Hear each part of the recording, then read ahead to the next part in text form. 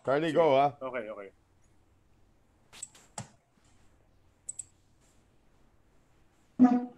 All right. I think we're now live on Facebook. This is episode 16 of An Eternity of Basketball. Andito na naman po yung tropa namin, Sid Ventura, Noel Zarate, ako naman si Charlie Cuna. At ang mga kasama natin ngayon sa umagang ito dito sa Pilipinas, pero gabi doon sa kanila, sa Miami, Florida, none other than the inside operator, Mr. One-on-One, Ray Lazaro. Kung natatandaan ninyo, Ray Lazaro, former Tanduay Ram Maker, Iko Tanduay, Shell Asodrin, Bugbuster, and Alaska Milkman. Yan yung mga teams niya sa PBA in a good 10-year career. Pag-uusapan natin, kwentuhan tayo. Kuya Ray, kamusta na? Ito, mabuti naman. Good morning, Attorney Charlie, Noel, Sid. Thank you for having me. We're very pleased kami na nakabisita ka rito sa aming munting kwentuhan tungkol sa basketball at buhay-buhay. Siyempre, nakita mo naman, you've seen how it goes in the past. Yun na, sit down lang tayo. Let's talk about how things started. Tapos magpo-progress tayo doon sa PBA career ninyo. Umpisahan na natin agad. Pakikwento naman sa atin, paano ba nag-umpisa ang basketball journey ni Ray Lazaro? Kailan ka pumulot ng bola, naisip mo, okay tong sport na to? Actually, nung sinabi nga sa akin ni Abby na meron siyang interview sa inyo, pinuntahan ko na yung site niya. No? Nangyari, pinlay ko lahat yung mga in-interview niya. Sabi ko, ang tanong niyo kung kailan nag-start, bigla ako napaisip, kailan ba ako talaga nag-start? Diba? Parang ganun. Kailan ba ako umawak ng unang bola? Actually, ang buhay ko, ang probinsya namin is Bulacan, Pampanga, Candaba. Kanya ako kumisa pag tinanong mo, tigasan ako, Bulacan, Baliwag. Kasi paglagpas mo ng tulay, Pampanga na, yun na yung sa amin, yung Candaba. Okay, yung, ewan ko, alam niyo yan. Pero Tagalog ang salita sa amin. Pero Baliwag kami lahat sa bayan, doon kami nag-school. Nung hati ako, batang Manila ako, na probinsyano. Bakit ka mo? Kasi no elementary, lumaki ko dyan sa, ewan ko, alam niyo yung P. Gomez Elementary School, dyan sa Misubaran o Central Market. Malapit lang sa FU yan. Dyan ako nag-elementary. And noong time na yun, meron akong classmate na tiga Quiapo, ilalim ng tulay ng Quiapo. Yung mga building dyan meron silang alam ko hindi naman sa kanila, hindi ko alam kung doon sila meron doon rooftop na basketball court pare. Ngayon, yung classmate ko na yun, dinadala ko, grade 5 o grade 6 kami. Ang laro namin, ngayon ko lang, sipin mo ngayon ko lang na-realize na bakit siguro ganun yung naging laro ko. Ang laro namin, kaming dalawa lang, one-on-one. Di ba? Ilang taon ako na, mga 10, 11, or 12, right? Yung mga ganun na alam mo naman sa Manila, pag elementary ka, batang Central Market kami, meron kaming mga tita ko doon, meron tindahan ng gulay, bigas, and mga tela. Nung araw pa, yung Sulbaran kasi dati is parang PX yan. Doon ako lumaki. Kanya, paano kami matutong basketball? Hindi naman, wala naman basketball sa park nung araw, di ba, nung time namin. Di ba, alam mo yun, pagka may basketball doon, yung street ko close, di ba? Para magkaroon ng liga, di ba? Ganun. Hindi yung pagkatapos ng klase namin nung bata kami, wala naman mapuntang basketball court. Di ba? Hindi kamukha ngayon, marami na. And then, yun nga, siguro mga 11, mga grade 5 o grade 6, naglalaro ako doon sa rooftop nung classmate ko nga sa Quiapo. Ilang ang laro ko, pero nung bumalik na ako sa Baliwag nga ng high school, doon ako ng high school. Doon ako naglalaro sa probinsya yung mga interbarrio. Kaya hanggang nag-tryout ako ng siguro mga third year ako ng high school sa Baliwag. Actually, yung time na yun is Baliwag Colleges. Ngayon is Baliwag University. Merong elementary, high school, college. Doon lang sa Baliwag yun. And PE namin, siyempre PE, anong pipiliin mo? Di ba? Basketball. Hanggang pero intercolor, alam mo naman doon sa yung mga high school na ganyan, intercolor. Malaki na siguro ko nun. Medyo mga 5'11 na yung height ko nun. Hanggang naging player na ako ng ng eskwelahan, varsity, or di ko alam kung tawag doon varsity. Kasi mga kasama ko, college na rin. Ako lang yung high school. Right? Doon ako nag-start. And then ewan ko kung alam nyo sa Bulacan, meron munang Bulprisa. Ewan ko nadinig nyo yan. Bulacan Private School.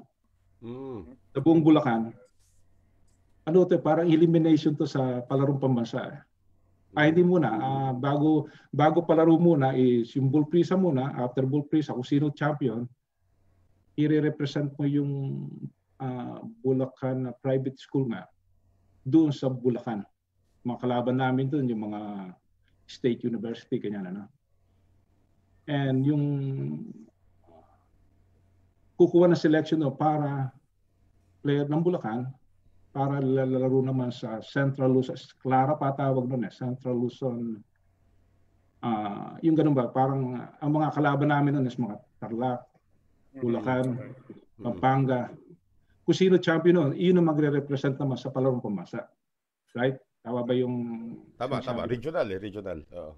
Ganun ang elimination noon. Natatandaan ko nung sa Bulacan, selection na naman ng Bulacan yan. High school ako. Kumuha na selection ng Aling Castre, yung coach namin na tiga Malolos. Alam mo kung sino kasama namin sa team ng Bulacan? Si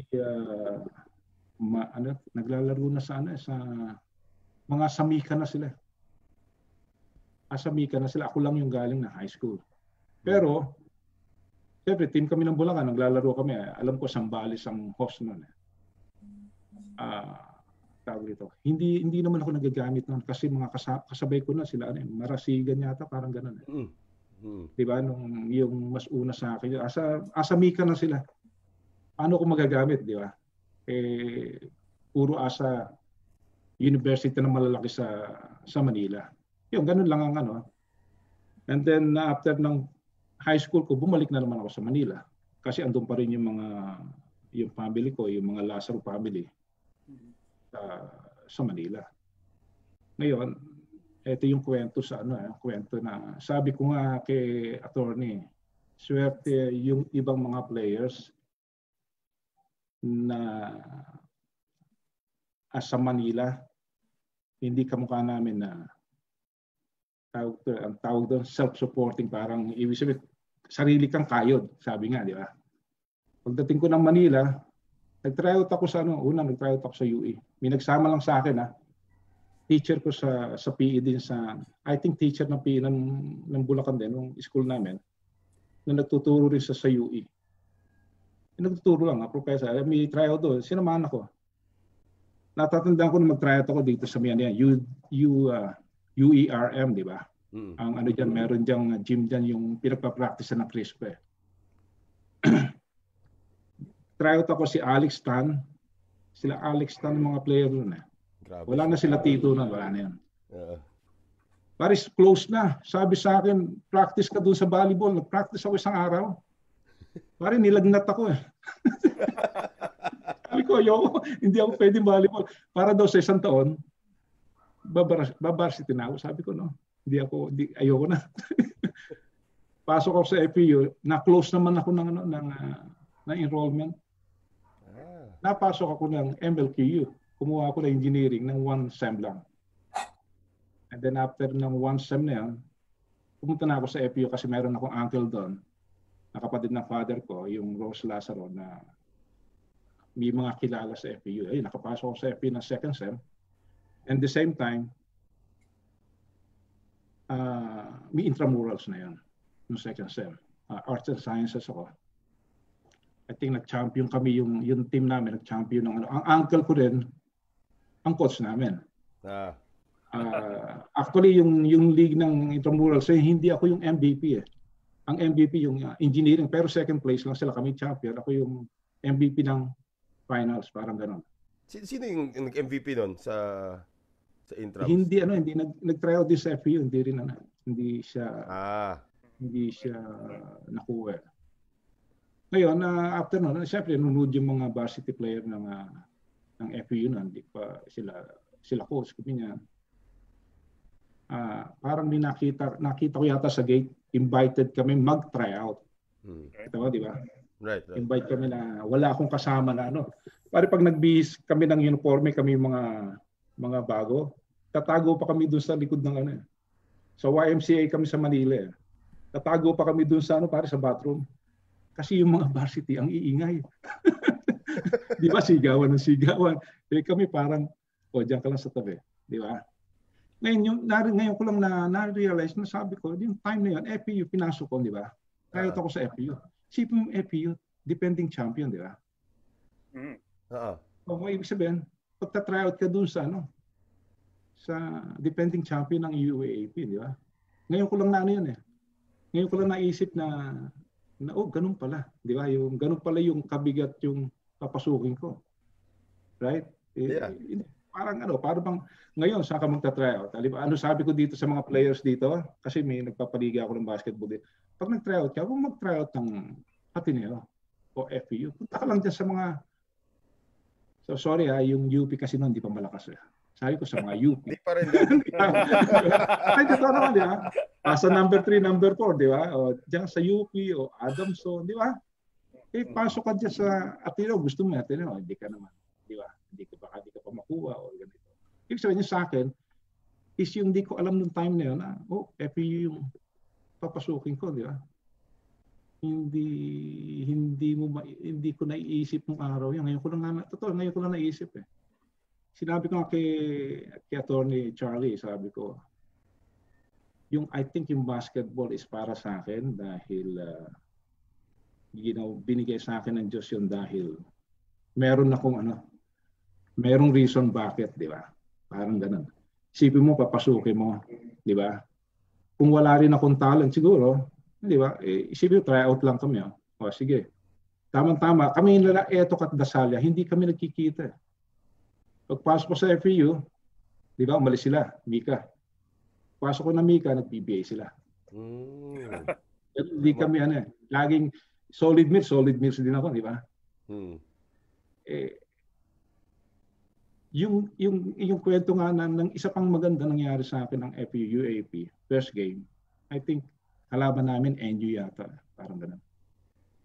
Ang NU, alam mo naman nung araw yung time namin is pagka 8 games, 0-8 sila. Right? Ganun eh. Di ba? Di pa malakas natin. Di ba? Unang game namin pare, NU. Nagamit ako ni Coach Turo. I think as a top 3 yung score ko eh. Hindi ko malaman kung second ako sa highest pointer ron. Yun ang maganda nangyari din na every time na may game na kami, pag tayo ni Coach, ako na kagad ng pinukuha para 6-man. Ipasok. Di ba? Rookie lang ako noon. Isipin mo, rookie lang ako noon, di ba? Yun din ang sabi ko nga, yung timing. Di ba? Pero yung timing ko naman sa ibang pagkakataon, wrong timing. Meron ganun nangyayari din. Di kwento ko sa inyo, yung wrong timing na yun. Pero sabi nga kay Abby, nung araw, hindi mo naisip yun. Ngayon mo lang maiisip kasi mapupunta ka sa record. Baka sakali, di ba? Sa record ka ng PBA, di ba? Nung bumalik ako sa Manila, yun nga nangyari na sa akin. Napunta pa ako ng UE, tapos nagtayo ako UE, MLQ, and then FU. Yan na yung ko. Meron nga ako, uwi, pupunta ako ng Manila nung high school ako. Meron ako isang magaling din na pinsan. First cousin ko, Lazaro din. Player siya ng MLQ. Chito Lazaro siya. Pag darating ako sa Manila, tingnan mo, 16 points. Pakita sa Manila Bulletin, di ba? Nakadyaryo siya. Di ba? Ingit ako, siyempre, di ba? Nung araw, pag nadyaryo ka, sikat ka na. Nangyari lang, na-aksidente lang siya. Dapat dalawa kami rin. Guardia laro niya. You know? Ito yung sinasabi ko na para ko siyang brother din na nung sa Manila ako, siya yung umaalalay sa akin. Kaya nga napag-uusapan, Lazaro Brothers daw dati, pero alam ko hindi, wala pa yun. Pero sa totoo lang, yung yung father ko is 5 silang mga lalaki na player sila, magkakapatid. Mga height ko rin, mga 6-footer din. Pero yung ito pa yung kwento ng mga pinsa ko magagaling din mag-basketball. Yung mas matatanda sa akin. Ang problema lang, may higpit yung mga Lazaro na uncle ko, tita ko, ayaw pag-basketballin, wala kayong mangyayari dyan, mag-aral lang kayo. Okay. Puro ganun. Mga ano naman sila, MLQ makuha, UST naman sila. Kasi nga nung araw, malakas yung tindahan doon, nasusuportahan ba kami ng mga tita namin na mag-aral sa Manila. Parang may uniforme na nga, may natanda, may nagkwento nga sa akin, may uniforme na nga daw siya. Isang first cousin ko rin ng Mapua, sinunog ng uncle ko yung uniforme. Dahil ayaw paglaruin, ha? Grabe. Ewan ko kung si Liwanag ang coach pa ng Mapua nung time na yan. Mas nauna pa ito kaya yung time ni atoy ko, mas una pa siya. Sipin mo yun, ha?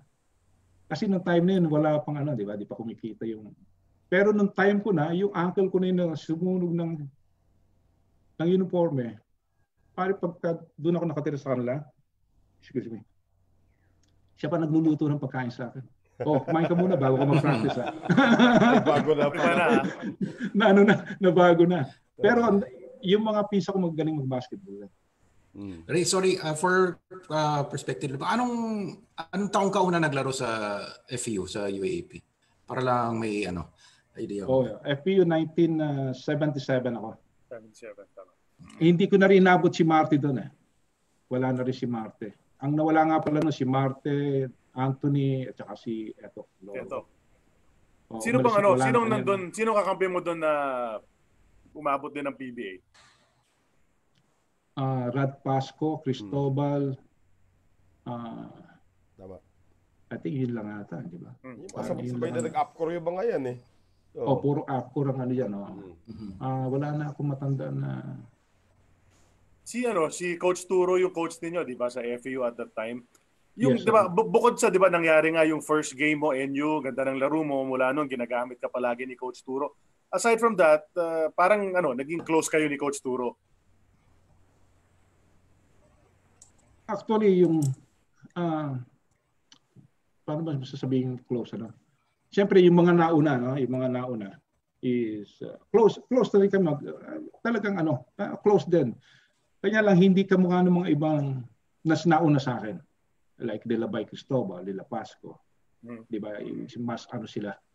Mas iba yung pinagsamahan nila kaysa sa amin. Pero close din ako sa kanya. Hindi yung kamukha nun sa kanila. Kasi mas nauna naman sila sa akin. That's right. Yun ang yun ang... And 2 years ako naglaro ng FEU 77 and 78.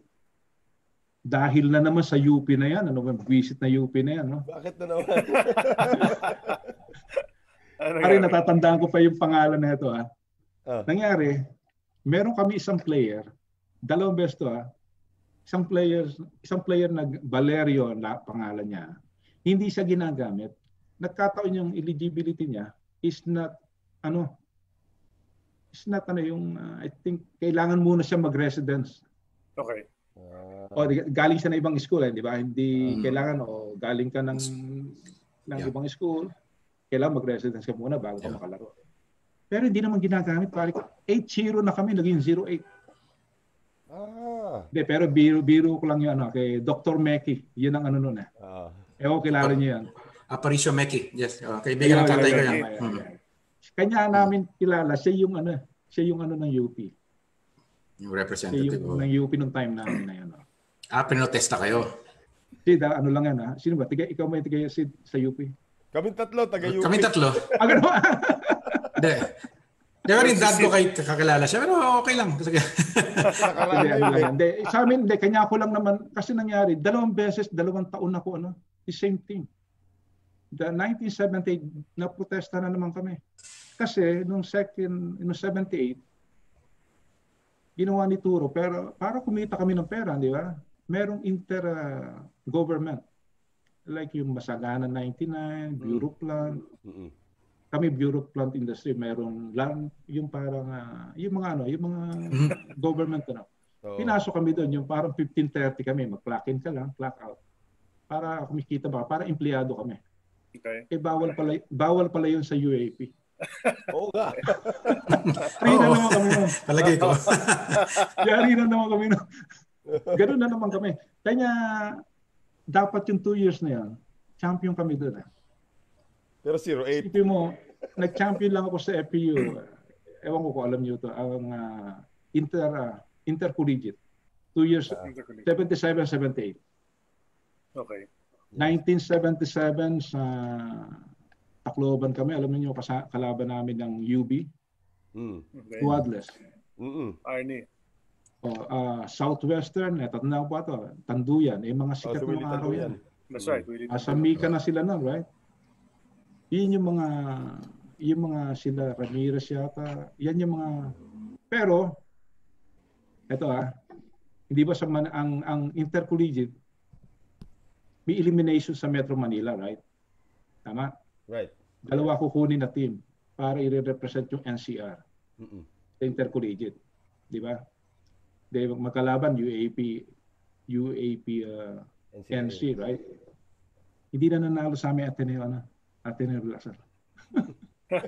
Time na yun, I'm sorry. Ateneo and San Beda. Kasi ang 1977 ang nag-represent ng NCR is FPU and San Beda. Okay. Sila Chito na, sila JB Yango, sila Frankie Lim, Cholo Martin, Guzman Brothers. Sa Ateneo yata nun, sila Steve Watson na yata. Steve Watson, yeah. Padim Israel yata. Sila Padim. Joy Carpio, yung mga yun. Tapos pagdating namin sa Tacloban, elimination doon, knockout kami ng San Beda. Tinalo rin namin. Yun, and then the following year naman, intercollegiate na naman. Yun lang ang champion ko sa FPU. Yun lang ang dalawang yan. Pero by the time yung 1978, Ray, obviously starter ka na talaga noon.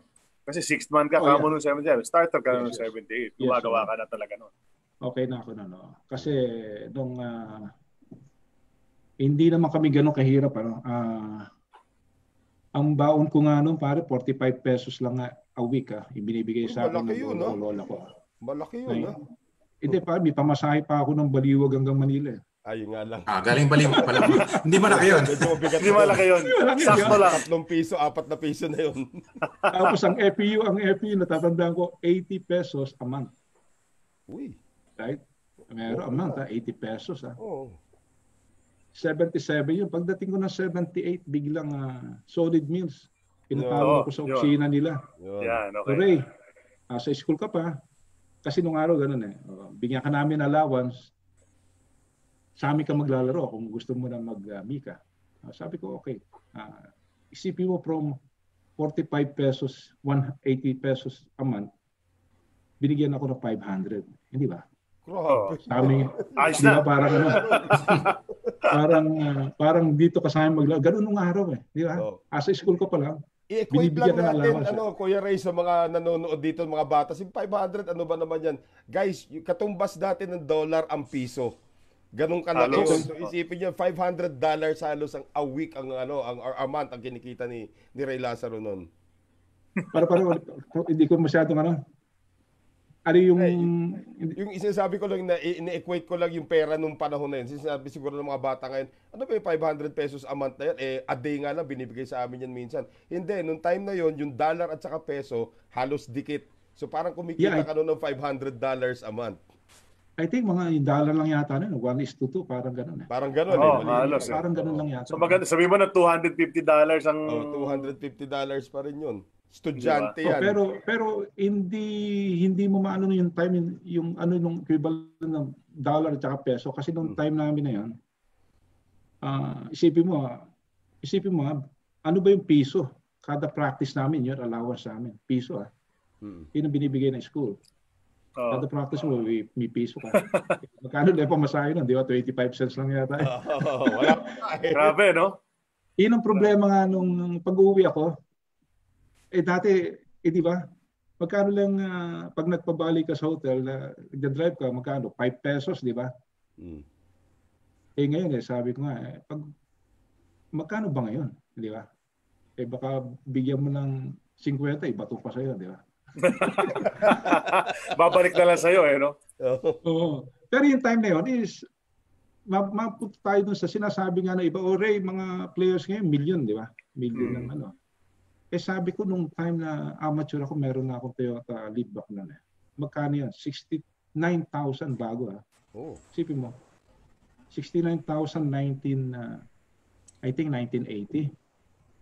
1980, 79, 1980. Nakapoging-pogi ka nun pag Naka-lift back ka. Oo. di ba? Nung araw, di ba? Parang katapat, parang macho machine din, di ba? Oo, di ba? Sikat Pero ka nun. tama yung Crispa no, munting na nga Celeste kinuha ko eh. Ang Crispa no, puro Celeste yan. Galant, yan ang mga kotse na. Walang Toyota diyan. Kaya hindi nila pwede sabihin nagkataon lang, hindi po pwede. Ayaw nila bumili ng Toyota, di ba? Oo. Nakakatawa yung ganun. Di ba? Pinagsabay niyo no, solid meals at saka FEU or eventually nag-solid meals ka na full time after ng in-offeran kay Mika. Actually kasi ando si Turo eh. Nung time ng solid meals na. Okay. Di ba? Ando si Turo nagko-coach doon. Siya yung coach ng solid meals ng time na yan. Kanya pagpasok ko naman doon, sila Lobo, Anthony, pumunta na naman ASAP. Nag-PBA na sila. Oo. Ang naiwan doon kami nila Benjamin, nila Cristobal yan. FEU boys yan. Ilan sa inyo kinuha ni Turo sa solid meals from your FEU team? Madami ha. Pasco, Cristobal, ako, De La Cruz, wala na ako ibang I think Amador yata na naglaro rin ng Upcore pa rin yan. Okay. Pero malakas ang solid meals team nyo noon di ba? Talagang isa sa mga contenders kayo. Oo. Hindi, after na yun, hindi ko matandaan nag-champion kami sa solid. Okay. I think sila Anthony yan at saka sila Lobo. Okay, bago kayo. Di ba? Yun yung Nung hindi ko alam kung ano na 79 o 80 yung Upcore. Parang 79 ba ang Upcore? 79 ang alam sa pagkaalam ko ang Upcore. 79. Oo. Yun ang sa pagkatanda ko. Naglipat yun ang kinuha rin kung si Turo ulit pumunta sa kinuha na naman yung mga FEU yung mga batang FEU, punta na naman doon, di ba? Nakailang taong ka na under Turo? Sunod-sunod. Puro Turo Valenzuela yung coach puro mo. Turo. Kanya dalawa lang ang best, yung the best coach ko na sa akin sa aking sarili.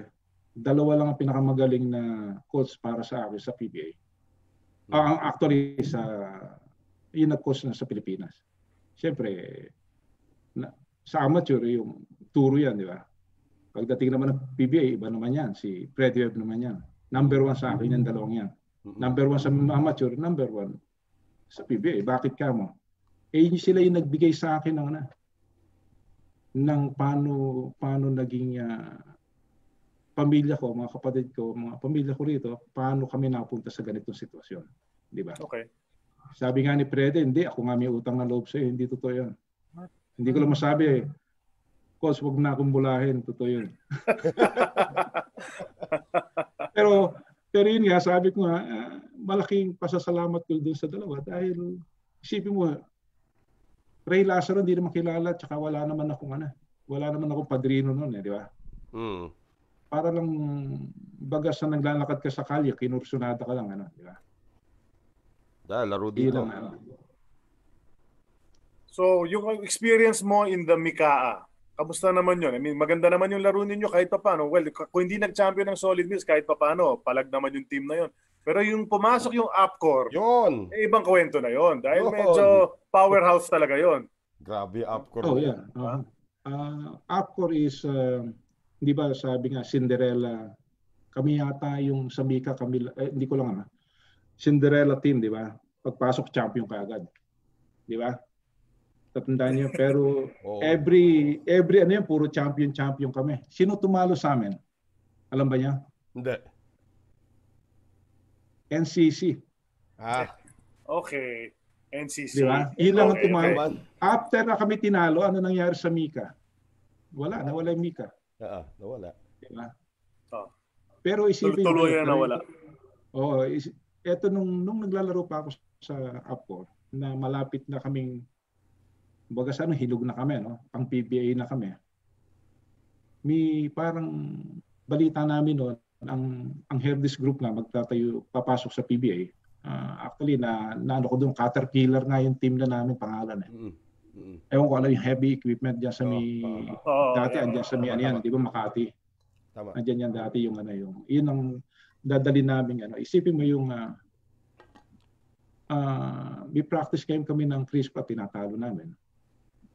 Siyempre practice lang naman yan. Hindi pa rin natin malalaman sa game kung ano. Pero yung time na yun, yung team namin plus may magaling kang import, may laban. Di ba? Yes. Yun ang ano doon. Di ba? Sayang din, no? Hindi umangat yung Upcore na yun, hindi naging PBA team. Kung buo sana yun, palagagad yun, sigurado. Hindi. Medyo malakas na kami kasi andun pa sa amin, di ba? Sino mga player namin? Villamin, Cristobal, Moncruz, ako, Israel, Terry Saldana, Marty Saldana, di ba? O sila Samlani, yan yung mga players. Ibig sabihin, kahit na pagpasok namin mga 2 taon, medyo gugulang na kami noon, medyo may laban-laban na. Di ba? Kasi yung mga sikat na sila ato, medyo ano yan. Hindi naman, ibig sabihin, mga batang-bata kami, mga ilan kami, 24 lang kami na, di ba? 24 years old, yan, 22. Hindi ko lang alam kung bakit ano nangyari, biglang di ba?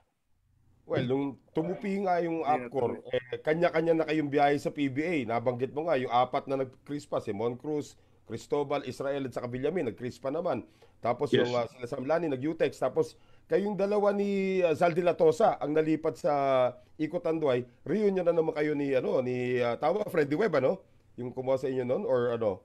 Yeah, Freddy Webb ang ano. Freddy Webb, ang nangyari kasi, nangyari doon, talagang nangyari noon is Ikot tsaka Upcore, magkalaban yung mortal sana. Parang Crispa Toyota yan sa Mika nung araw.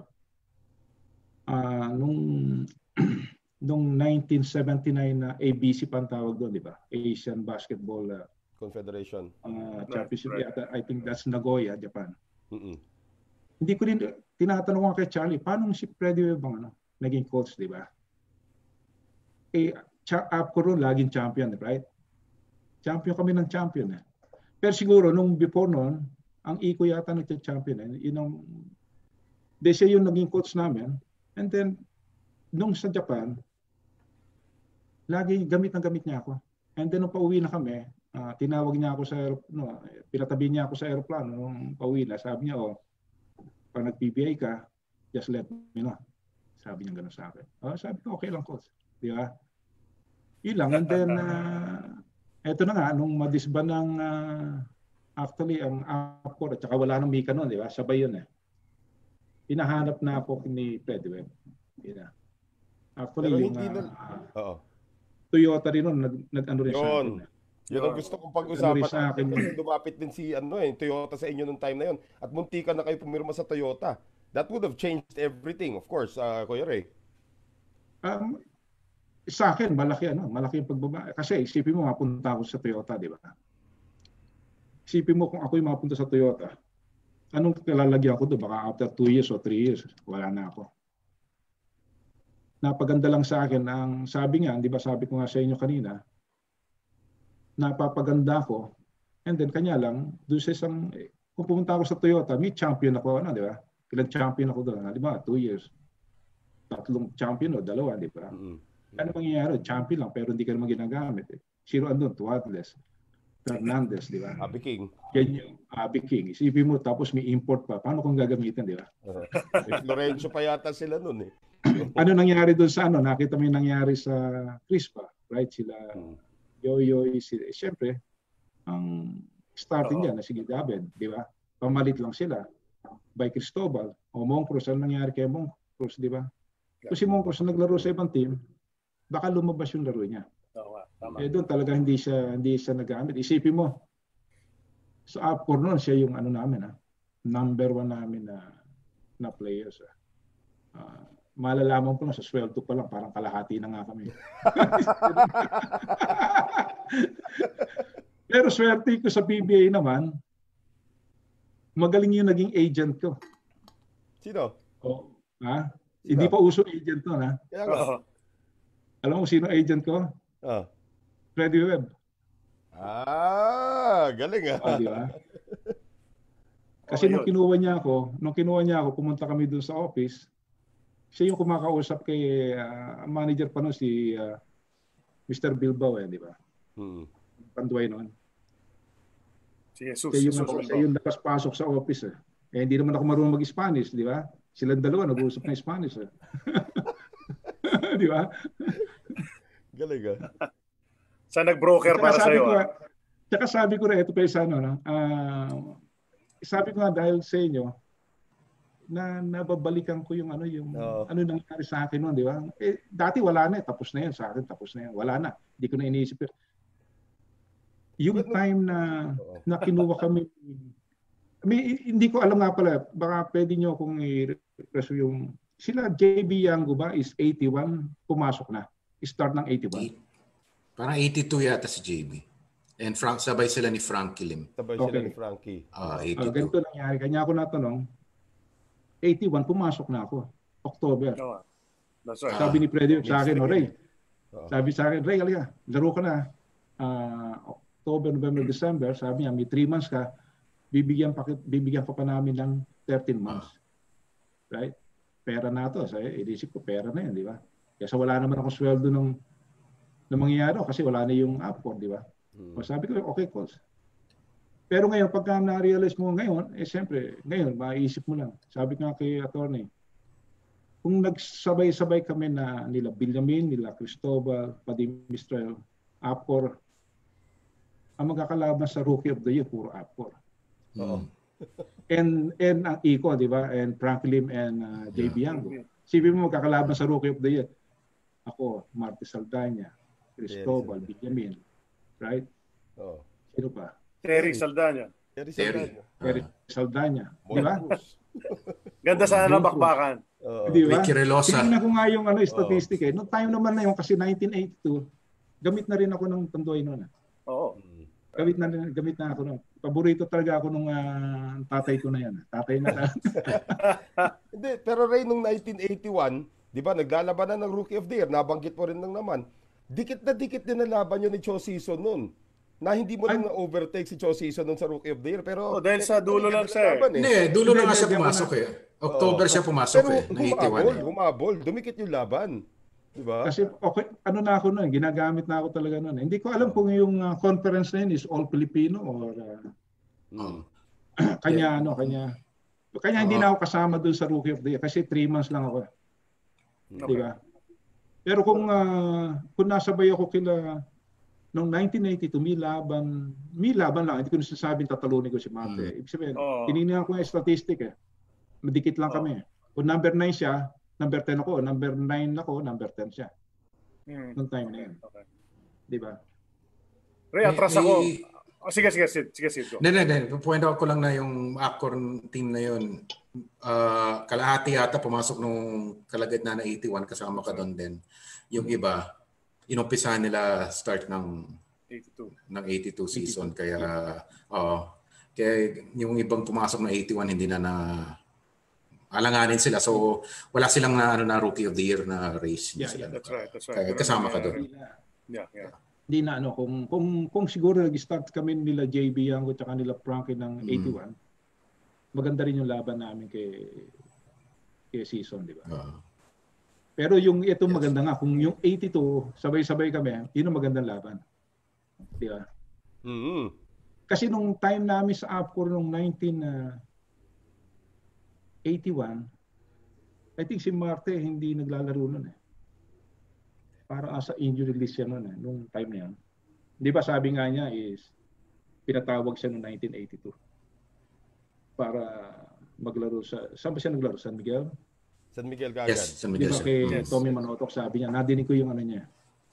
Pero nung time na yon hindi ko alam na naglaro siya ng Upcore na kasi nga sa injury list yata siya na.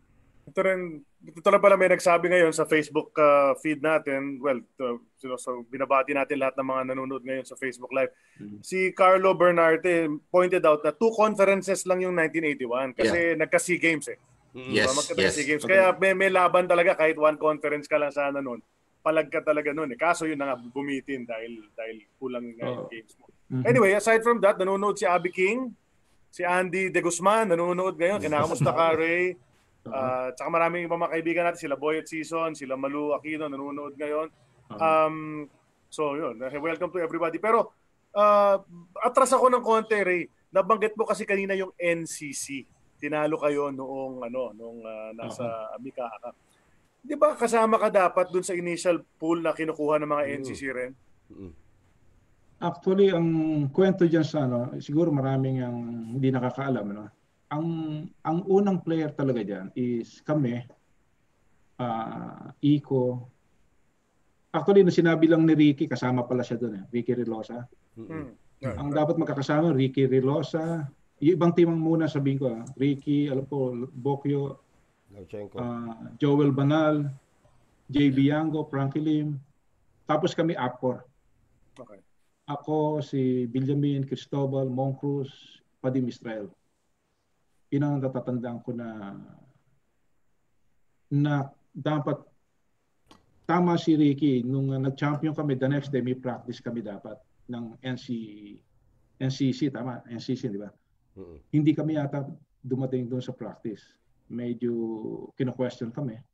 And then, hindi naman, sabi nga ni Ricky, yun ang reason bakit kami tinanggal or nawala kami doon. Actually, may ibang reason talaga na tawag dito. Ang hirap sabihin ng nag-iisip ako ng maganda. Actually, nung time na yun, okay, ito, nung time na yun, dalawang malaking tao sa atin na like Danting Cuangco and Herminio Dicini, right? Batang Herminio kami, Dicini. And then yung iba is Danting, right? Hindi ko alam bakit ang management namin, wag na kayong matan dyan. Sila yung nag-decide, di naman kami. Okay. Merong hindi ko alam po. Di ba? Merong parang politika, di ba? Parang ganun. Hindi basketball yun, hindi basketball. Bakit sasabihin niyo sa amin na wag na kayong matan dyan. Pero actually, meron pang isa kanya lang hindi ko na sabihin niyo kung ano yan. Sige. Di ba, Tony? Sige. Mas maganda ganun. Meron pa isa doon na totoo na hindi maganda kanya lang. Hindi dapat sabihin na. Okay. So sayang din pero ganun talaga di ba? Sabi mo nga timing diba? lahat so hindi ka nakapaglaro na sa NCC, tumuloy naman yung career mo nasa PBA ka na ngayon, di ba? Yan. Ako naman fast forward naman ako ngayon 1982. Alam naman, kinikwento mo dati Ray, nung bata ka pa lang puro one-on-one ang nilaro mo. Bigla nagkaroon mula 1979, may one-on-one tournament ang PBA na sponsored by Shakey's. Nung 1982, sumali kayo sa contest na yon. Tinalo mo pa naman Steve Watson, Arnie Tuadles, Manny Victorino, hanggang umabot ka all the way to the finals. Yun nga lang, si Don Ramon na kalaban mo noon. Kwento mo yung biyahe noon, yung one-on-one. Yun. Okay yun. Yun yung tinatanong din ng mga fans. Don Ramon na kalaban niya umpisa muna natin doon sa invitation letter, di ba? Ito yung invitation letter, kitang-kita ko doon pare, binura lang yung pangalan nung andon, pinalit na yung pangalan ko. Alam mo kung sino yun? Alam mo kung sino? Philip Cesar. Philip Cesar. Ang galing ba? Si Philip Cesar, yung time na yon, ang gusto niya, yung time ng Shakey's yan, Shakey's one-on-one. Anong year ba yun? 82, 82. Right? 82, 83, parang ganun. 82? 82 Gusto ni Philip Cesar, champion siya yata previous nung di ba? Siya champion. Ang gusto niya, hindi na siya sasama sa elimination. Gusto niya, maghihintay na lang siya. Okay. Hindi pumayag yung kung sino man yung doon, di ba? Tinanggal siya. Kita-kita ko pangalan ko ba? Hindi man lang gumawa ng bagong letter, ano? Paper, hindi man lang gumawa ng bagong letter, di ba? Siguro, no? So, parang yung feeling mo ay salipusa ka lang, gano'n. Parang gano'n, di ba? Ibig sabihin, isipin mo kung kasali siya, so sobra na, di ba? Paano pa akong papasok actually, nakalimutan yung banggitin yung Abit Gidaben. Siya yung una ko nakalaro. Yun, Okay. Tama. Gidaben, Victorino, Watson, yan ang mga tinalo ko. Tuadles. Yung kay Tuadles, maganda kay Tuadles. Bigaya. Merong laro ng out of town sa Cebu. All-Star yun Hindi All-Star. Hindi ba may out of town kung minsan okay. I think All-Star yata. Melo Yelo. Gusto ba naman doon kami mag one-on-one sa Cebu? Taga ron Diba? siya. At tiga doon siya, di ba? Sabi ko, no, dito sa Manila. Home court. Sino? Baka kakampi ko lang doon, si JB Yango at si Frankie Lim eh. All-star di ba? Actually, yung napaganda rin yung sa 1-on-1 dahil number one, doon ako nakilala rin, di ba? More on doon dahil especially pumasok ako sa finals. Ang nakaganda rin sa akin na after ng practice, ang practice ko, alam mo sinong naiiwan kaming dalawa? Late si Eli Capasio. Okay. Laking tao. Yan ang dumidepensa sa akin sa 1-on-1. Siya yung tumulong sa akin na dahil dun sa alam mo naman si Eli Capasio, malaking tao, di ba? Katawan di ginagamit niya. Nakatulong para sa akin yan. At saka isa pa, yung time na yun is walang mawawala sa akin, di ba? Sabi ko, isa pa lang di ba? Philip Cesar, naging Ray Lazaro. Di ba? Ganda ng kwento yun, Isipin mo, 6'1 lang ako, di ba? Alanganin yung height ko, 6 below, di ba? 6 over, parang gano'n eh. Yung sila Frankie Lim, yung below 6 tama. Di ba? Si Willie At saka ito pa, meron akong isang number 1 fan ko, Ate Beth ko, na first casting ko rin. Pag pupunta sa Shakey's kami, o sila, di ba may pipila pang ka dyan, huhulaan mo kung sino magcha-champion, may mga box yan eh. Lagay mo doon, and then end of the league, nung tournament na yun, kukuha ng winner din, di ba? Kung magkano yung premyo rin yata ng, di ba, 15,000 din. Pare, yung box ko, buksan mo yun, puro kamag-anak ko yun. solid yung Lazaro clan, talagang bumoto lahat. Yun, maniwala ka to, hindi ako nagbibiro doon sana. Yung box, sino mag-aakala na papasok ako sa finals, di ba? Yung iniisip ko lang, paano mo natalo si Abet Gidaben, pa-MVP na siya nung time na yun eh. Manny Victorino, 2'6'5" yun eh. At saka yung, ang ganda siguro na laban yun ni Ardito Wadles, bigayan siguro yun. Halos pa. Maganda yung Very similar kayo maglarong dalawa. Exactly. Maganda yung laban namin doon pero yung kila Gidaben na Manny, ang advantage ko doon sila is, isipin mo lalabas mo doon sa half court, right? 10 seconds. Kailangan mo shoot mo yung bola. Ako naman, di ba, marunong ako mag-dribble patras. Manny Victorino at saka Gidaben, paumpisay mo sa half court, di ba? Ano gagawin niya? Magharap kami, di ba? Magdi-dribble sa harapan. Yun siguro advantage ko. And then half court, siyempre paglabas mo doon, mas mabilis ako sa kanya. Siguro, kanya hindi ako yung score namin nila Gidaben, hindi masyadong dikit.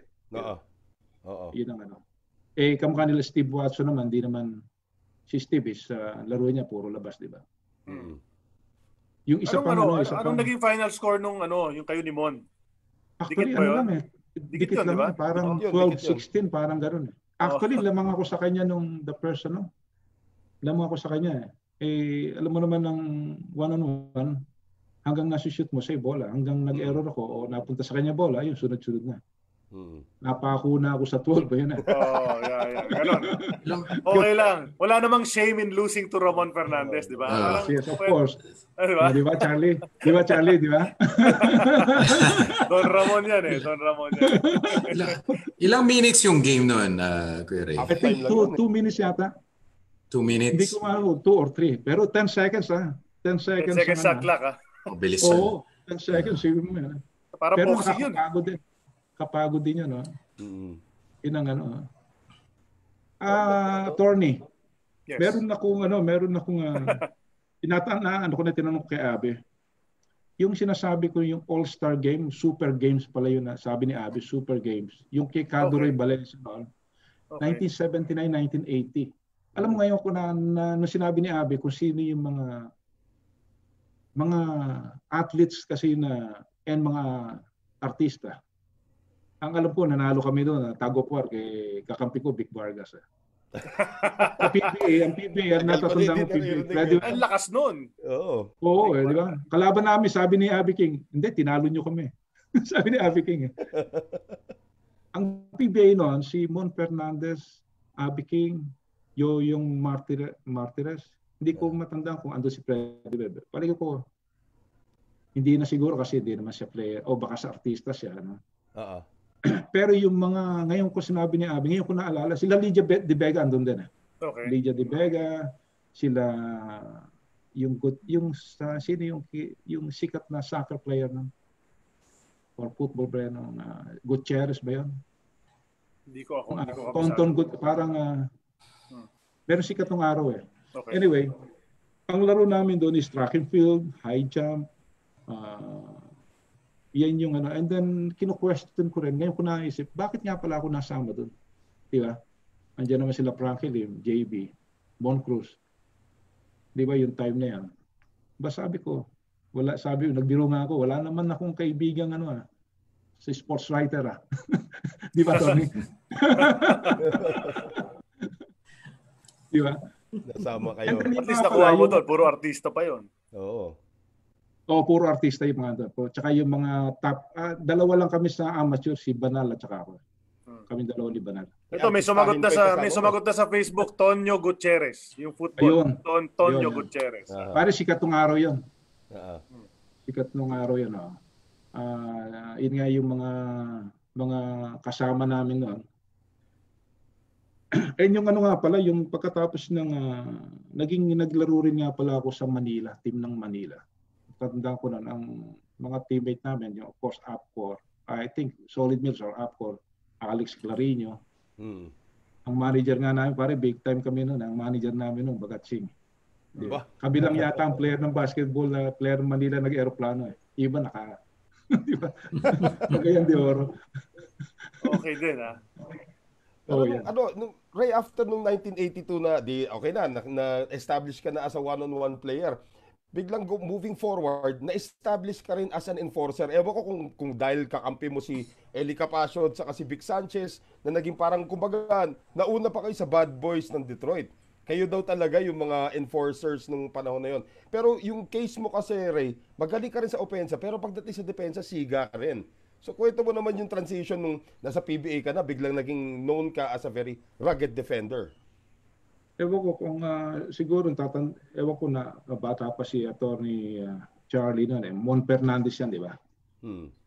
Si Coach Freddy, kumisa pinababantayan niya ako sa import, especially pag Ramon Fernandez yan. Ray, kunin mo yan. Ricky Brown yan, di ba? Sabi ko nga nung finals namin, ako yung talagang dumikit dyan dahil talagang magaling masyado, di ba? Nasanay ako sa depensa din na yung maliliit na import, yung talagang hindi ko rin alam. Pero yung sinasabi kung maninira kami, sabi ko nga ako, hindi naman ako naninira. Pag tinira mo ako, gagantihan lang kita. Sa bagay, yun na lagi nyo nandidinig sa mga players. Pero, exactly. Kung matira kita, hindi ko sinasadya yun. Hindi ko kami nila distrito, right? Nila distrito yan, pare. Pagka kami nakita-kita, like nakikita kami sa, di ba, birthday party ng Kay Phillips, andun sila. Pag nakasama muna sa grupo, natira kanyan sa laro, gagantihan mo na siya. Ray, kunwari lang yun Yan. Meron ganun pero masakit. Sabihan. Kunwari lang. Kunwari lang yan technical foul. Diba? Sakit sa bulsa. Di ba? Yun na nga, yung pati nga, naalala ko rin, kinikwento ko to sa inyo kalaban yung NCC dati na binigyan mo si Engeland half court pa lang, pero hinintay mo muna hindi tumingin yung mga referee. Tapos nung patawid na, binigyan mo si Engeland, taob si Engeland. Buong sigurado makita, nandun ako, pero yung mga referees parang, ano nangyari? Engeland, taob. Baka iba naman yung sinasabi mo, hindi siya. Engeland. Sure ako, nandun sa harapan ko yun Sigurado, pero yun na nga, yung nature nyo talaga na kailangan mong, may psychological war. Katulad yan, nung nasa Shell kayo, kalaban nyo Great A sa finals, diba? Bagong team yung Shell. Tapos kalaban nyo kagad Great A sa finals. Siyempre, sino ba naman ang kailangan mong bantayan doon? Ricardo Brown. So, kailangan mong to get into the head of Ricardo Brown, hindi nga lang umubra. Galit, I think galit pa sa akin yan dahil nga minsan I think malakas yata yung bigay na parang may pick malakas yata yung hindi siya nakalaro ng one game, yung ribs daw niya. Okay. Ngayon nangyari. Yun. Doon nabuo yung reputation. Nangyari Grabe, pare. Ito nangyari sa California, Ricardo Brown, as siya to principal siya doon eh. Sa school doon, na high school ah. Eh maraming Pilipino doon sa California, sa bandang Cerritos siya. Naglalakad daw si Ricky Brown doon sa neighborhood para pakilala ako yung principal diyan. Eh, hindi niya alam yung first kasi ko nakatira doon. Sinabi niya, oh, ako si Ricardo Brown, player ako na oh, do you know Ray Lazaro? So he's my cousin. Anong nangyari? Umalis siya agad. Umalis na siya agad. Umalis siya agad. Pare, tapat lang eh, yung school eh. Like, across the street lang. Namutla siguro si Ricardo Brown. Ray, may tanong ako. Di ba nung 1984, top scorer ka ng Tanduay, parang import yung numbers mo, 22 points a game. Hindi biro yung mag-22 points a game sa PBA. Yung mga ibang players, 18 points, 17, top scorer na ng team nila. Ito, 22 points a game. Pero, after that season, lumipat ka ng team. Di ba? Top scorer ka na, pero lumipat ka. Bakit ka lumipat ng Shell? 82, 83. Yeah, after ng 84, okay. After ng 84, 3 years ang contract ko doon eh. 3 years and 3 months, di ba? Yung sabi ko na una yung 3 months. 3 years. 84. After ng 84, tapos na yung 3 years ko. Yung time na yun, na-disband ng ang Crispa. Kinuha ng Tanduay, kukunin yata is, I think, is Gidaben and Hubalde. And then, yung time na yun, Attorney Charlie, kilala mo siguro si Johnny Jose, no? Si Mr. Jose. Oh, yeah. You remember him? Yeah. Siya yung manager namin. Okay. Okay, yung manager namin na yun, kinausap naman kami. Inoperan kami ng kung magkano, ganito, ilang years. Pero siyempre, ako nga, noong time na yun, kami mga players, wala kaming agent. Kamukha ko is, sa totoo lang ako, hindi naman ako yung class A eh. Asa B ako. Kasi noong time namin, merong A, B, C. Asa B ako, yung mga A, so, possible dyan. Jaworski, Mon Fernandez. Yung sweldo nila, tsaka sweldo namin is, alam ko na. Di ba? Alam ko na kung ano hingin ko. Hindi naman ako hingin ng A, di ba?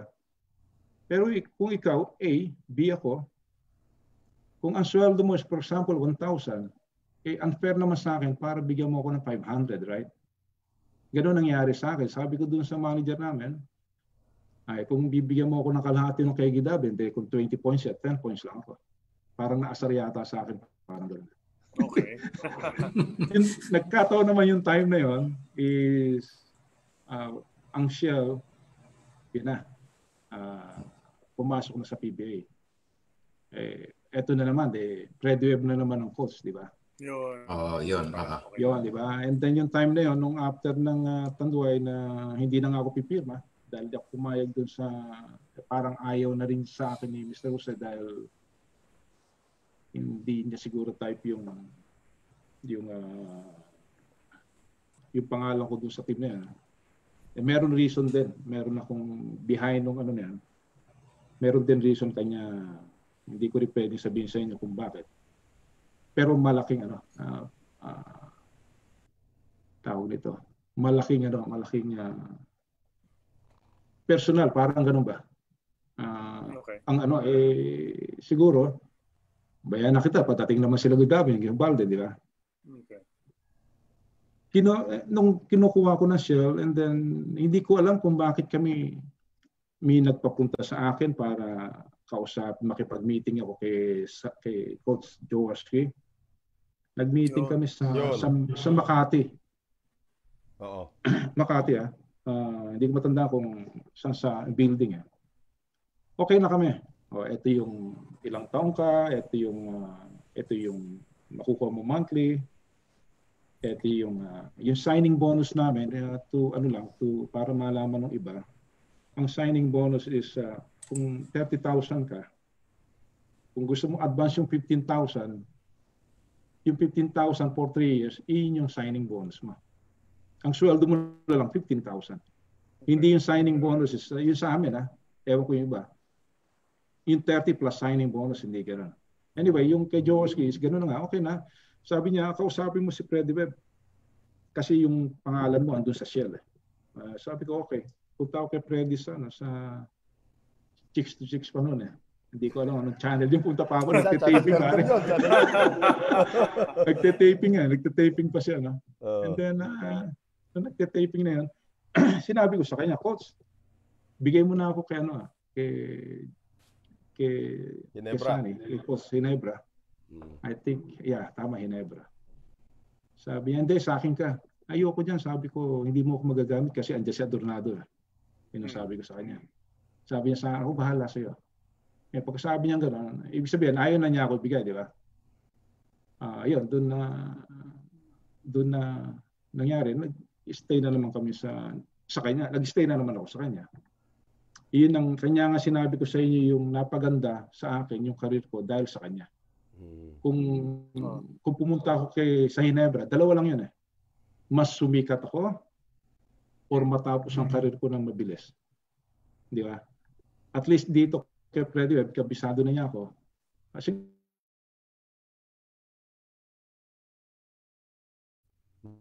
no time na yun, sila tuwad. Pare, yung sa Ginebra na, tuwadless yung Anton, di ba? Di ba? Pero nung di 1985, lipat na kayong Shell. Nabanggit mo rin kanina na yung idol mo growing up, Philip Cesar. Yung idol mo growing up, biglang naging starter ka sa Shell as the power forward. Si Philip Cesar yung sentro nyo nun.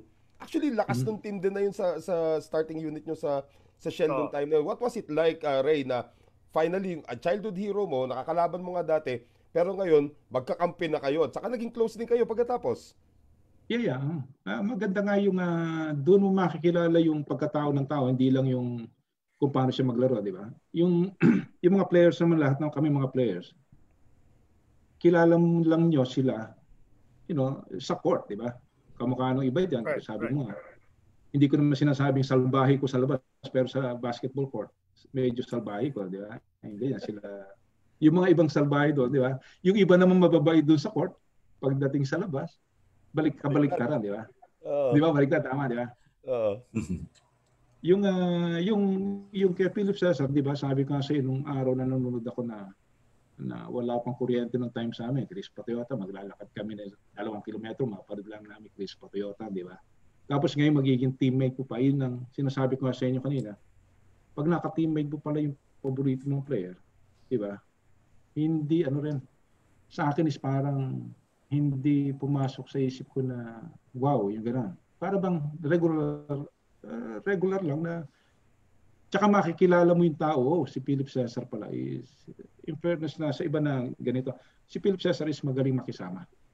Sa lahat ko nakita, kanya siya lang ang player ng PBA na pag-uwi akong Pilipinas, natawagan ko, nakikita kami.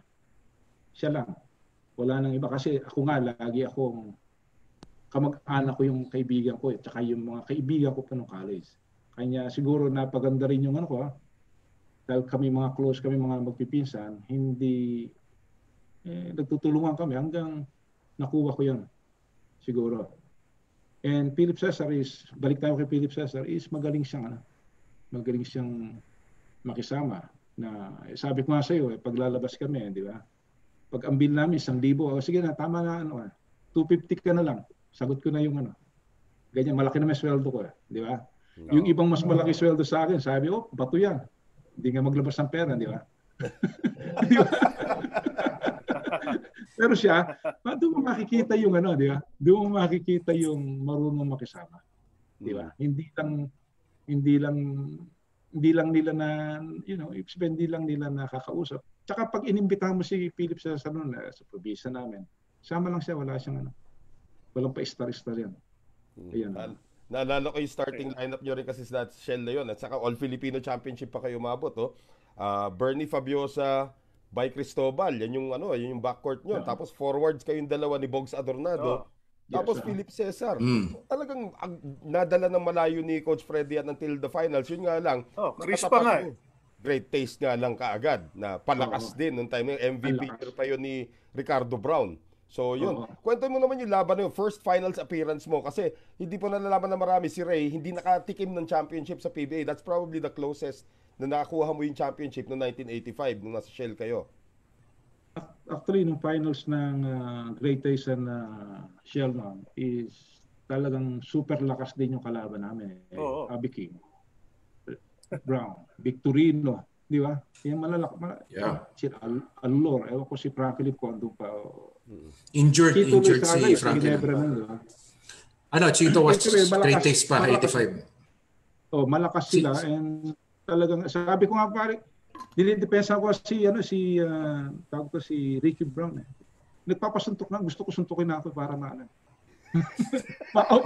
yung purpose ko lang, ginagalit ko siya, hindi magalit. Kasi yun lang ang may pag-asa kami, di ba? Pare, deadly masyado. Talagang deadly,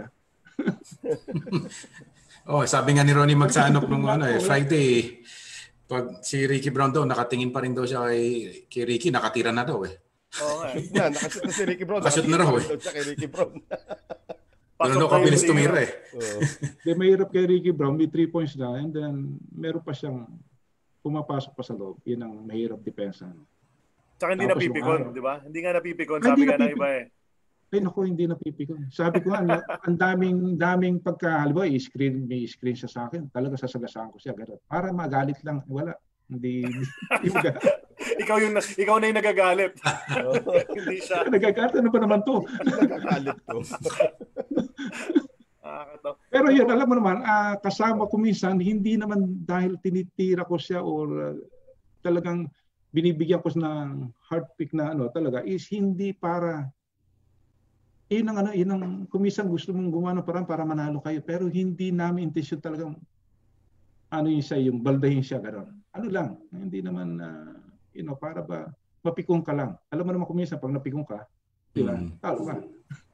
Pero kung si Ricky Brown hindi napipikon, later on in your career, may mga players kang napikon o napikon sa'yo. May mga famous na away involving Ray Lazaro. Unang-una, kayong dalawa ni Joey Loizaga, ano ba yun? Talagang medyo malaking issue yun nung kayo ni Joey Issue lang yun dahil Loizaga siya, siguro. Pero kung ordinary players na, hindi ba? Kamukha Steve Watson, lagi pagka kaming dalawa. Hindi ko alam bakit mainit kaming dalawa. Di ba? Oo nga. Di ba? Totoo yun hindi ko alam bakit. Ako naman, sabi ko nga, huwag mo ko titirahin. Dami ng ilan, di ba? Kahit nga kaming dalawa ni Gidabe, na pinatawag pa sa PBA noon.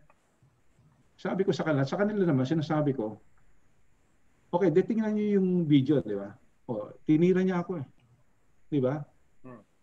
Bakit ako yung nakikita niyo kasi gumanti ko. Di ba? Yung ganti naman yung nakikita. Yun lang naman lagi second motion lagi nakikita. Di ba? Bakit, hindi ba? Ito, sikat tong di ba? Merong nag-comment dun sa Facebook na itanong yung, hindi nakalimutan na yung itanong yung kay Durod naman, yung Hinebra. Yun. Terry Durod. Diba? Si Terry Durod. Kaya favorite ka ng mga Hinebra fans noong time na yun. Naku, dami. Dalawa yung pangalan ko niyan, di ba? Isa is Lazaro Gago. Iba na nakalimutan, Lazaro mukhang kabayo. Meron ba ganun? May ganun. Hindi ko alam yun. Yung second, hindi ko alam yun. Yung Lazaro Gago, narinig ko na yun. Alam mo bakit? Kasi San Lazaro, di ba? Okay. Hipodrome. Okay. Karera pala. SM na ngayon yun. Inabutan niya. Santa Ana, inabutan niyo yata. Nabutan namin. Kaya lang. Naalala ko yun. Mall na siya ngayon Naging mall na siya ngayon. SM na ngayon yun Di ba? Isipin mo kung naglaro ako sa Hinebra, di ba?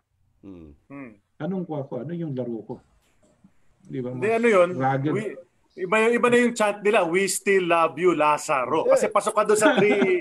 Kasi di ba, Jaworski, pasok ka sa Lazaro. Lazaro, pasok. Basta 3 syllables mo, si Philip Cesar lang naman yung alanganin ng time na yun. Diba? Pero Ray, nung tumanggi kayong, di ba, nagpaalam ka kay Freddy na Hinebra na lang ako, sabi niya, no, dito ka. Ano sabi ni Jawo nung sinabi mo sa kanya? Wala na. Hindi na kami nag-usap nun. Okay. Wala na, basta wala na yan. Wala na. Okay. Sabi niya sa akin kasi is, pagpaalam ko muna and then let me know. Parang gano'n. Okay. So understood na yun na hindi ka pinayagan? Hindi ako pinayagan. Alam din niya. Parang alam din niya. Hindi ko alam ang baka nung sa PBA na meron silang meeting na itong Crispa na disband yan. Hindi mo pwede pagsamasamahin yung, di ba, itong mga players. Nakita mo yung Gidaben Hubalde sa napunta. Tanduay, right?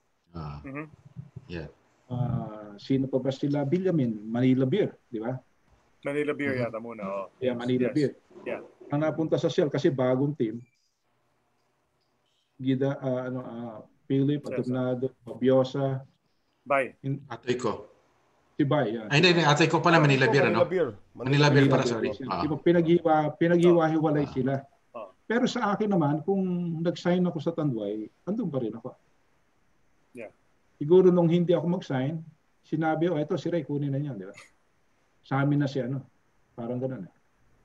Yun siguro, nag-usap-usap yung mga team owners. Yeah. Ganun ang gawin. Pero nakita mo, yung Chris pa hindi sama sa amin, di ba?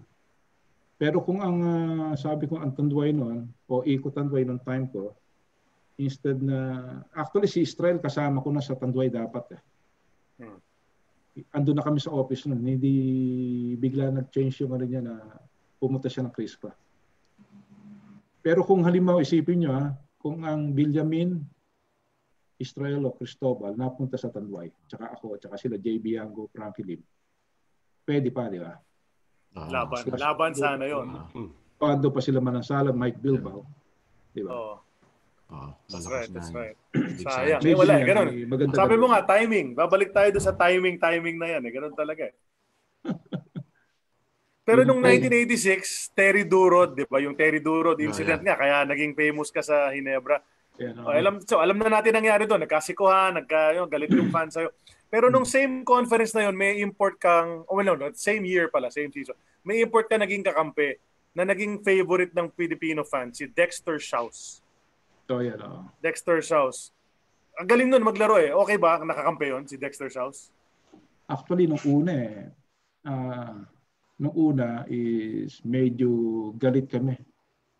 Bakit? Sa kanya. Lalo na ako. Dinidepensahan ko sa practice practice to siyempre tayo mga Pilipino, hindi yung F-word, hindi tayo sanay, di ba?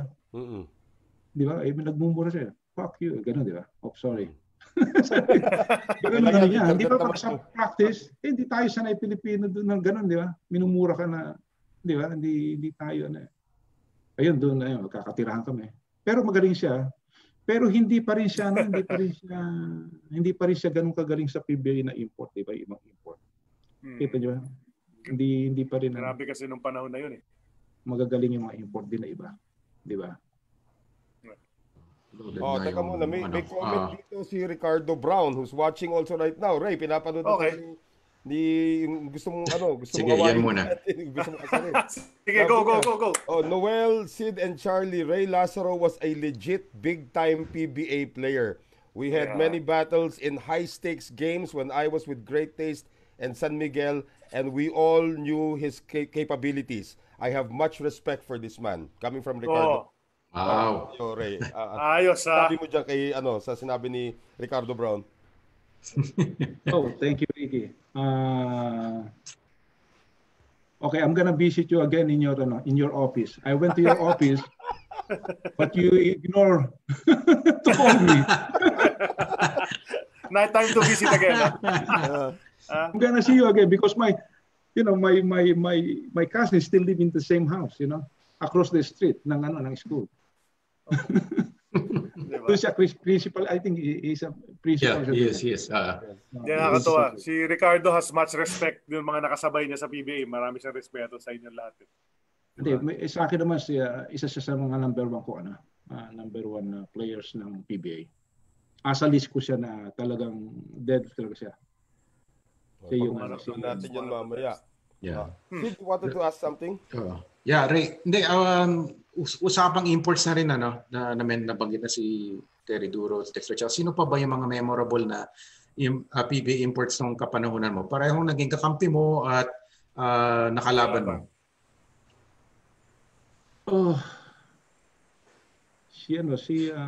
Yung Henderson yan. Mabait sa akin yan.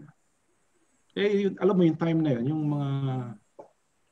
mga hindi rin namin sila nakakasama sa practice lang and games, kasi separate sila sa pero yung Henderson okay siya, mabait na kakampi. Jerome Henderson. Jerome Henderson, mabait siya na import. Yung mga iba, nakalimutan ko na. Si Billy Ray Bates ba, binantayan mo, Ray? Sabi ko kay Coach Freddy, Coach, pass muna ako dyan. Di ba? Paano nung naglalaro ko, ang weight ko yata is 180. Sipin mo 180. Di ba? Tapos Billy Ray Bates, di ba? Sagasaan ka na. Yung Norman Black, nakatapat mo yun kasi pareho kayong poste maglaro eh. Actually, nadidepensahan ko rin yan pagka kalaro namin. Kasi kung minsan sino yung tumidepensa doon sa Shell, alam mo, Shell, Cabato, di ba? Philip Cesar. Pag nag-rotate kami, kung halimbawa na napaka-call trouble, yun ang namin. Na-assign din ako sa mga import, mga like yung mga guardia na Pero yung mga like Joe Worskero, hindi kami nakakatapat niyan. Nakakatapat ko niya sila, Abby King. Yan. Kasi sa lalim Victorino, sila Pearson, yan ang mga natatandaan kong nadidepensahan ko talaga. Kanino kahirap dun sa mga sa mga binabantayan mo mga locals at least? Local na number one, siyempre Ricardo Brown, di ba? Sabi ko nga, yung malalaki naman, yung time ko, tanggalin natin dito sila Patrimonio, sila Paras Walapen, yung mga sila Abby King, Victorino, kasi mas malalaki sa akin yan. Talagang iba yung nila. Iba yung kung same height ko lang is okay lang. Pero pag medyo magaling din na mas malaki sa akin, mahirap. Especially kung magloloko sila. Di ba? Yeah. Yan ang malakas din. Yeah. So after ng days mo with Shell, biglang tinawag ka na naman ni Turo Valenzuela, lipat ka na naman ng team. This time with Alaska. Yeah, Alaska naman yun? Yung balik na naman, where you started, Turo Valenzuela, Alaska, Turo Valenzuela na naman, parang full circle na ito. Yeah, parang doon ako nag-umpisa sa kanya, di ba? Doon ako natapos. Di ba? Yeah. Halos. Ang nangyari noon, tapos na ako sa Shell din. And then, yun nga, kanya nga nasabi ko sa inyo na sa akin ang the best coach para sa akin, of course sa akin lang yan, is Turo and Freddy Webb. Ang dami ko na rin na and also Sonny Reyes. I like him as cool lang siya. And na-under na rin ako sa kay Jolipa and Edo Campos sa Shell. Sino pa ba sa Shell? Ang naman, Alaska naman is Turo. Then after Turo, Adornado. Di ba? Si Adornado pa na sandali doon eh. After yata ng Adornado, I think isang conference o dalawang Team Con na ba nun? Team Con na, 89. Adornado, Ang mahirap din kasi yung time namin is balik na naman tayo dun sa sabi nga padrina, di ba? Kamukha nung time ng college time. Kahit sa PBA din nangyayari din yan. Kung malapit ka dun sa coach mo o sa owner o ganito, kilala ka. Especially mga tiga Manila talaga is advantage sila. Kung kamukha namin, kailangan yung talent mo andun pa rin. Kung bumaba na, wala ka na. Di ba? Parang gano'n lang yan. Meron din gano'n nangyayari, parang politika rin sa lalo na sa coach at saka sa players. Yun ang by that time kasi kakampi mo na sila Bong Alvarez pumasok na rin doon sa sa Alaska at that time, di ba? Tapos si Tim Con nga, Rick Marata, Tim Con was the coach. Yes. I think it's also sino to? Boy Cabajo. Si Boy Cabajo. Yeah. Marata Cabajo. Alaska Air Force na nga yun eh. Alaska Air Force. Bago na yan. Bago nang dating sila. Kanya kami mga medyo ayun na, sa bench na kami na. 2 years ka lang naglaro sa Alaska di ba? Tapos you decided na bumiyahe na dyan sa Amerika. Ano nang nangyari doon? Hindi ka na naglaro nung last year eh. Actually, 3 years ako doon sa dapat 1990. Ang kontrata ko is 1990 December. Noong 1989, I think October din, parang gano'n, September, ano. Alam mo naman ang player, pag pumunta sa opisina, di ba? Ano gagawin? Mag-a-advance, di ba? Advance na sweldo. Di ba? Ganun yun. Okay. Kaya kinakabahan yung manager pag nakikita player sa opisina. Ang coach na, ang manager namin si Mr. Trillo. Waki Trillo. Waki Trillo. Si Waki. Yan ang mabait na tao din yan. And then sabi ko, boss, Ray, pwede ko bang advance na yung yung October, November, December, and then yung 13 months. Tapos cut na natin yan. I-void na natin yung 1990 ko. Natuwa sila, di ba? Mas natuwa sila kasi hindi man ako ginagamit na masyado nun. At least nabawasan na yung babayaran nila. Di ba? And nag-decide na ako nung time kasi na yun, nauna na yung wife ko rito sa America 1989. Actually, ini-ready ko na rin. Kung kinuha ko na rin ng mga visa, yung US visa yung mga anak ko. Tatlo yung dalawa na iwan sa akin. Yung panganay ko, nauna sila. And then, 89 yun. Nung pumasa na siya sa state board, pinasusunod na kami tatlo. Yung dalawang lalaki na iwan sa akin. Sabi ko, tapusin ko muna yun, in 1990. Sabi niya sa akin, pag hindi ka sumunod, babalik kami dyan. Yun ang, doon ako nag-decide. 1990, sumunod na ako. Sumunod na kami. Hindi mo naisip maglipat pa sa ibang team, ganun, wala. Wala na, kailangan na niya umalis eh. Wala na. Hindi na, iisipin mo, meron pa nga akong 1 year, di ba? Yung 1 year na, ako lang isa yata ako sa player na may kontrata pa, di ba? Umalis na ako. Iba dyan di ba? Meron, tinatapos talaga. Actually, pwede kong kunin yung signing bonus ko ng January and then February, alis ako. Di ba? Pwede yan. Kasi malaki pa makukuha ko ng January dapat. Kanya lang baka nakakaya dun sa team owner. Especially mabait naman si Wilfred. Di ba? Okay. Yun ang at least maganda yung record ko na wala akong tinakbuhan na, di ba? Yeah. Mm-hmm.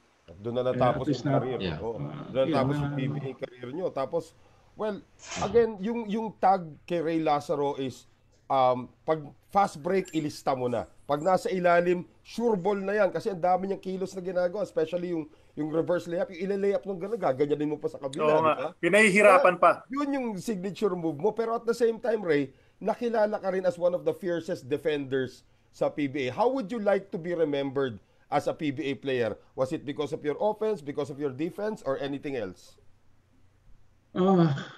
Actually, yung talaga kahit nasa probinsya yung laro ko na kanya nga si Joe Cantada siya yung nagbigay sa akin ng name na hindi, sabi niya sa is inside artist ang tawag niya sa akin. Inside artist, right? Yun yung ko talaga. Ang talagang ko is yung under the basket ng ko. Yun talaga, kahit sa practice, pinagpa-practicean ko yun. Alam mo naman yung time namin, di ba? Yung time namin wag mo lang ako mablanka, mablock. Bali-bali na gagawin mo, di ba? Magkabali-bali na yung katawan mo. Di ba? Wag mo lang ako mablock. Di ba? Ganun Di ba? Ang laro ng araw nung sa amin noon Pero bakit mo naisip na, bakit sa loob ang gusto mo? 6'1", 6'2 ka lang naman, di ba? Bakit sa loob? Normally, pag 6'2 ka, nandun sila Don Ramon, sila Gidabet. Jumper ka na lang from 10 feet, 12 feet, di ba? Maganda yung question mo. Ngayon ko lang din naalala kung bakit naging ganun laro ko. Nakita mo si Eto Clobo, paano laro, di ba? Sa labas. Sa labas, plus naglolopos siya, di ba? Anthony Dasalia, kaya, di ba? Ganun din. Lopos, di ba? Si Eto Clobo, magaling din sa lopos yun. Anthony Dasalia. Sinong coach nila?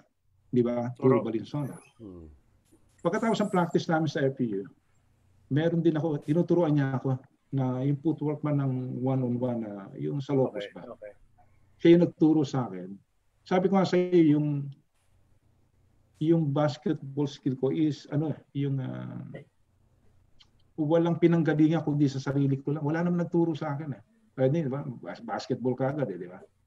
Kahit na pagdating ko lang ng varsity ng FPU, doon naman ako nagkaroon ng coach na talagang may play. tinuturo akong paano mag-basketball talaga, yung tamang basketball. Kaya na-improve pa ng konti yung game ko doon dahil doon sa may nagtuturo na sa'yo. Okay. Ray, maaga-aga ka natapos sa PBA career mo.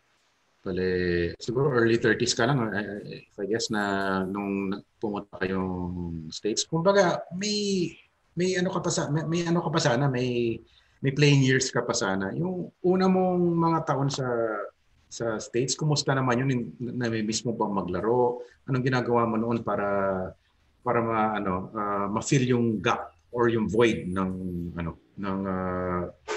yung love for basketball mo? Actually, pagdating ko dito, kailangan kong di ba? Ayoko naman ng basketball na yung dito lang sa labas-labas o ano. Pinagpilihan ko yung tennis at saka golf. Sabi ko, tennis, tatakbo na naman ako, di ba? Doon ako nahilig naman sa golf. 1990s. And then, pag-uwi ako Pilipinas kahit sa TV, di ako nanonood ng PBA. Parang pa rin ako, meron pa rin akong ang tawag doon, hindi naman nang-iinggit. Para bang, kung yung time ko yan, ganyan di edad ko, pwede ko pa dyan, di ba? Parang gano'n. Okay. Hindi, ewan ko bakit. Minsan lang ako nanood I think 2018 yata umuwi ako. O 2019, sinama ako ng brother ko. By the way nga pala, si Jay, si Mr. Jay. Mercado. Sa kanya ako na wow, sabi ko. Ang galing naman ng taong to. Yung edad Sa kanya, nung mag-meet kami kasi na-contact siya ng brother ko. Sabi ko, wow, yung sinasabi niya sa akin, mas may alam pa sa basketball. Nung ma-meet ko kayo, nakita ko kayo sa TV, sa Facebook hindi lang pala siya nag-iisa, meron pa pala ito. Madami kami actually. Tunay na fanatic. Hindi, bilib ako talaga. Isipin mo sabi nga ni Attorney Charlie, isipin mo, nung nanood siya ng una sa PBA, 7 years old, isipin mo yan. 7 years old lang siya. Di ba? Ako 10 years old ako. Dinala ako ng tatay ko, Toyota San Miguel. Ganun talaga yun. Unang-unang laro ni Arnie Tuadles sa PBA, nandun ako noon, live sa Araneta. Unang-unang game. Pwede pang manigarilyo sa Araneta noon eh. Early 80s. Nasa bleachers kami ng tatay ko. Galit na galit tatay ko kasi puro usok. Puro mura na mura yung mga tao. Pero ako, enjoy ako kasi bata ako eh. Si Joe Cantada naglalakad na may brandy at saka sigarilyo doon sa loob ng Ultra, di ba? Pero yung time na yun, sige rin. Yung time na yun, hindi nyo isipin, Joe Cantada, ganito, di ba? Mamimit nyo, or ganito, di ba? Magiging ganyan kayo, di ba? Andyan na kayo. Andyan na kayo, wow. Di ba? Ganun yun eh. Parang nangyari sa inyo, parang nangyari din sa akin. Isipin mo, mahilig lang kayong manood. Tapos kayo, ngayon na yung, di ba? Kaya tuwa naman kami na nakakasama namin kayo, no? Kayo mga idol namin dati. Kaya nga eh. Nakapagkwentuhan kami ng ganyan. Pero hindi naman nalayo ang basketball sa'yo. Kahit yung PBA medyo inano mo.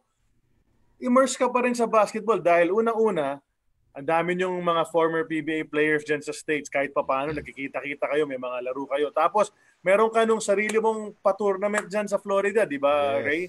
Di ba? Yes, kilala ka. May mga nagko-comment nga rito na nagte-thank you dahil dyan sa tournament mo eh. Yeah, actually nung 2008, nag-start kami ng palaro ng basketball dito. And naka 10 years naman ako. Marami nga rito, inumpisa ko ng meron peewee, like 11 under, mini junior is 14 under, junior 16, open, 35 over, 45 over, nagkaroon pa ng 53 over. O 55 over. Kompleto, pare. Meron pa ako women's division. Yung team ko dito, mga 33 ganyan, nung time na yan. Sabihin, lahat na hilig sila na, pati nga babae, mga nanay, kasi naglalaro rin mga anak nila, pati nanay, naglalaro na rin. Kanya yung minsan, si Abby King andito nga, biglang dumating si Coach Eric doon sa gym. Tama-tama, doon si Abby. Kung makikita niyo, may picture kami, di ba? Bigla na lang siyang pumunta doon. And then, yun naman, nakilala naman yung mga Filipino community rito. Mm-hmm. Very happy naman si proud naman si Eric Spoelstra sa Filipino heritage naman niya eh, di ba? Oh, yeah. Kilala naman tayo dito. Kilala naman mga Pilipino. Okay naman ang ano niya. Ngayon nung nabanggit mo na narood ka dito 2018 o 2019, natatanda mo ba sino naglalaro noon? At anong impression mo? Anong impression mo sa sa brand of play? PBA ngayon. Hindi naman sa baka sabihin naman nila, yabang naman ni Ray. Ang ano ko lang is kung yung edad ko is kamukha nila, pwede pa ako. Ganoon. Di ba? Pero iba yung laro nila ngayon saka yung laro namin. Iba yung moves nila ngayon. Parang palakasan ng katawan eh, parang ganoon. Hindi kamukha ng merong Mon Fernandez diyan, di ba? Nakita mo na naka-side view ko tumitira, di ba? Sabi nga ni ate ko, siya yung featherweight shot, di ba? Di ba yan ang mga trademark move. O di ba mga trademark na ganyan, di ba? Pero Ray, sa mga player ngayon, sino nakikita mong parang ikaw? Pag nakikita mo to, parang naalala ko ako pag naglalaro ako Yung kahit na nung paalis ka na nun. May ganun ba Wala akong Wala. Kasi sila Samboy Lim, iba naman laro din nila. Walang naglolopos ng kamukha nung sa akin kasi mas iba na rin yung laro nun. Nung Kilabong Alvarez, iba na. Iba na yung Okay. Well, nabanggit mo si Abe, kanina si Atoy, na-mention mo rin. Mag-usapang Toyota Crispa tayo ng konti. Kayo bilang mga outsider doon sa Toyota Crispa matchup na yun nung bago ka sa PBA, di ba? Tapos naging kakampi mo yung iba sa kanila later on sa career mo. Anong mo doon? Anong pananaw mo doon sa matchup ng Toyota Crispa, yung rivalry, suntukan sila, ibang klase talaga yung matchup nila. Anong mo doon? Comments mo doon? Yung time na naglalaro na ako sa PBA noon. Hindi ko na iniisip yung gano'n na kasi nakakalaro ko na sila, di ba?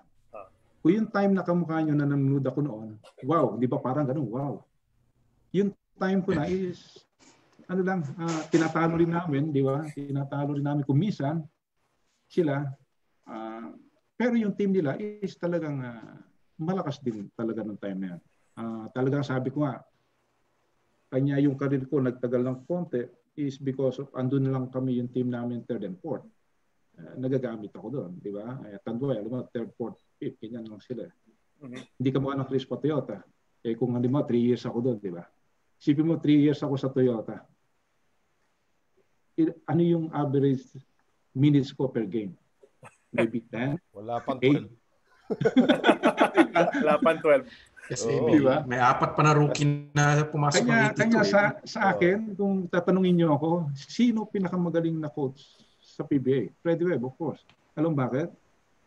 Yung time ng Crispa Toyota, ilagay mo doon si Freddie Webb. Di ba? Champion din niya yun. Right? Ibig sabihin, si Baby Dalupan, sino pa man na team kung ilagay mo sa team ng Tanduay noon, mag-champion kaya kami. Tama? Hindi ba? Pwede. Hindi naman Hindi porket si Freddie Webb is hindi naman nag-champion yan, pero andun pa rin siya, di ba? Ganun siguro yung mga coach like ngayon sa atin yan, alam mo naman yung mga ibang team na nakikita ko, champion, right? Champion yung taon nato, after 2 years hindi mo na pag-champion, anong gagawin sa'yo? Palitan ka. Di ba? Yun ang nakikita ko lang doon sa nababasa ko sa mga ibang mga coaches naman. Okay. Well, are we gonna go into the usual questions? Sa dulo na natin. Medyo mahaba na ito. Magdadalawang oras na. Di pa yata naghahapunan si Ray. Hindi, tapos na. Anong oras ba dito? Una, before natin tanongin last question natin, Ray, gusto ko lang kamustahin kung kamusta naman kayo dyan. Alam naman natin medyo may kaguluhan sa Amerika ngayon, hindi lang dahil sa pandemic, pati na rin sa George Floyd incident. So, kamusta naman kayo dyan sa Florida ngayon and how are you coping with the situations there? Dito naman sa Florida, kamukha ko, hindi naman ako lumalabas. Lalabas lang ako pagkapunta ng supermarket. Yung sa downtown Miami, meron din. Pero hindi naman ako pumupunta sa news lang ako eh. Bakit pa tayo makikisama doon, di ba? May matsambahan ka pa. Mahirap na. Pero so sad talaga na bakit nangyayari pa yung gano'n. Hindi naman rally lang eh. Kung minsan, di ba, pinapasok yung mga tindahan. Hindi maganda. Hindi magandang nagkasabay-sabay pa, di ba? And sabi nga dito, yung about yung mga yung COVID naman na yan, is lahat ng pamilya ko, like 11 kami, yung 3 sa Canada, mga kapatid ko, puro sa mga hospital nursing home din sila, sa mga medical sila, mga nurses din sila. Dito rin yung wife ko at saka yung dalawang kapatid ko rito sa Miami is ano rin sila, sa hospital din sila. And then yung mga anak ko, lahat din sa hospital. Kanya, ayun, pray na lang na sana hindi sila, di ba? Lagi sila, frontliner sila lahat ng mga pamilya ko. And anyway, kanya nga sinasabi ko na bago ko makalimutan, yung binanggit ko sa yun, di ba? Sa medical lahat yung mga kapatid ko, mga pamilya ko dito, mga anak ko, wife ko, ganyan. Dahil because of Turo Valenzuela and Freddy Webb. Nagpapasalamat ako sa dalawa dahil yung ginawang ano nangyari doon sa pamilya namin, kung paano kami naging ganito dahil din sa kanila, di ba? Hindi sa talent ko, kasi kung may talent din ako, hindi rin ako ginamit, wala rin, di ba? Ma-stop hanggang yun na nga, naging okay yung pamilya ko naman, and malaking utang na loob ko para sa kanila dahil yung talent ko is binigay sa akin para sa pamilya ko, hindi sa sarili ko. Sa awa naman ng Diyos, okay kami. And yun nga sinasabi ko na ito yung pagkakataon ko na pasalamatan ko yung dalawang naging number one coach ko, di ba? Tama. Sana makarating sa dalawa na, kay Coach Freddy and kay Coach Turo. Gusto rin namin kasi i-guess yung mga yun eventually. Okay, Charlie, go ahead. Sabi ko, sila yung number 1 sa akin. Walang panama sila team kong doon. Sino, walang panama. Number 1 sila sa akin. Kanya-kanyang preference yan, di ba? Ganun yun. Di ba? Ganun lang yun Hopefully, pag mag-guest din namin si Coach Turo at si Coach Freddy, talagang papasabi namin yun. No? Yan. Dapat kasi talaga. Ito nga yung ginamit yung pagkakataon na to para, masabi ko na ano yung talaga sila sa buhay namin. Malaki talaga yung pagbago ng buhay namin dahil sa kanila. Galing. Okay, sige Sid. Si Ray, tinatanong namin to sa lahat ng nagiging alam na kasi nanonood siya ng mga panauhin episodes namin. I'm sure alam mo na, no? Yung tatanungin ka na namin ngayon yung top 5 favorite teammates mo sa PBA. I'm sure pinag-aralan hindi yung mo best. Hindi yung best, pero yung favorite.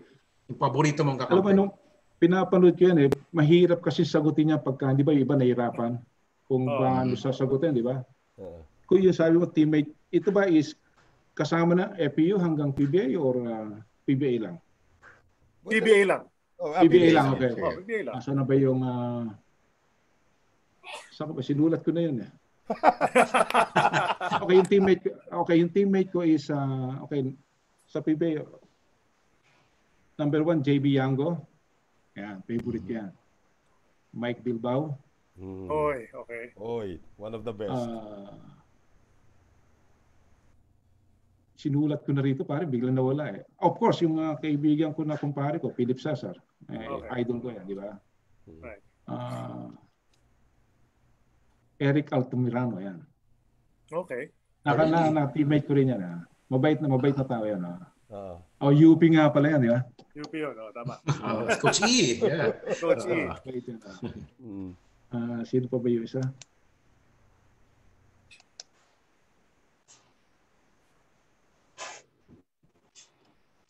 Frankie Lim. Frankie Lim. Okay, kasi more on, maganda yung ko kasi yung career ko sa Tanduay. Doon ako nakilala. Bakit ako nakuha sa Shell? Because of Tanduay, right? Kung wala akong magandang career sa Tanduay, walang kukuha sa akin. Okay. Rick, tanong ko lang, bakit si Coach E? Coach Eric. Sino sila? Coach Eric, sorry. Bakit, what was it about Coach Hindi mo Eric? naman, ang tanong nyo is, sino yung paborito ko, di ba? Oh, yeah, yes. Yes. Hindi naman, pag sinabing paborito, yung magaling. Right. Yeah, understood. Pero, you know, Kasi mabait. Kasi actually, mabait siya. Mabait na tao. Mabait siya. Sa akin, yeah, mabait siya talaga. No, mabait siya talaga. Mabait siya. Oh. Ayun, siyempre, yun yung ano mo, hindi naman porket like magaling ka, paborito na kita. Hindi ganun, di ba? Kung tatanungin mo, sabi ko sa akin, yung kung sino yung paborito kong yung top na kahit hindi ko ka-teammate, ano rin, di ba? Iba rin yung ano ko.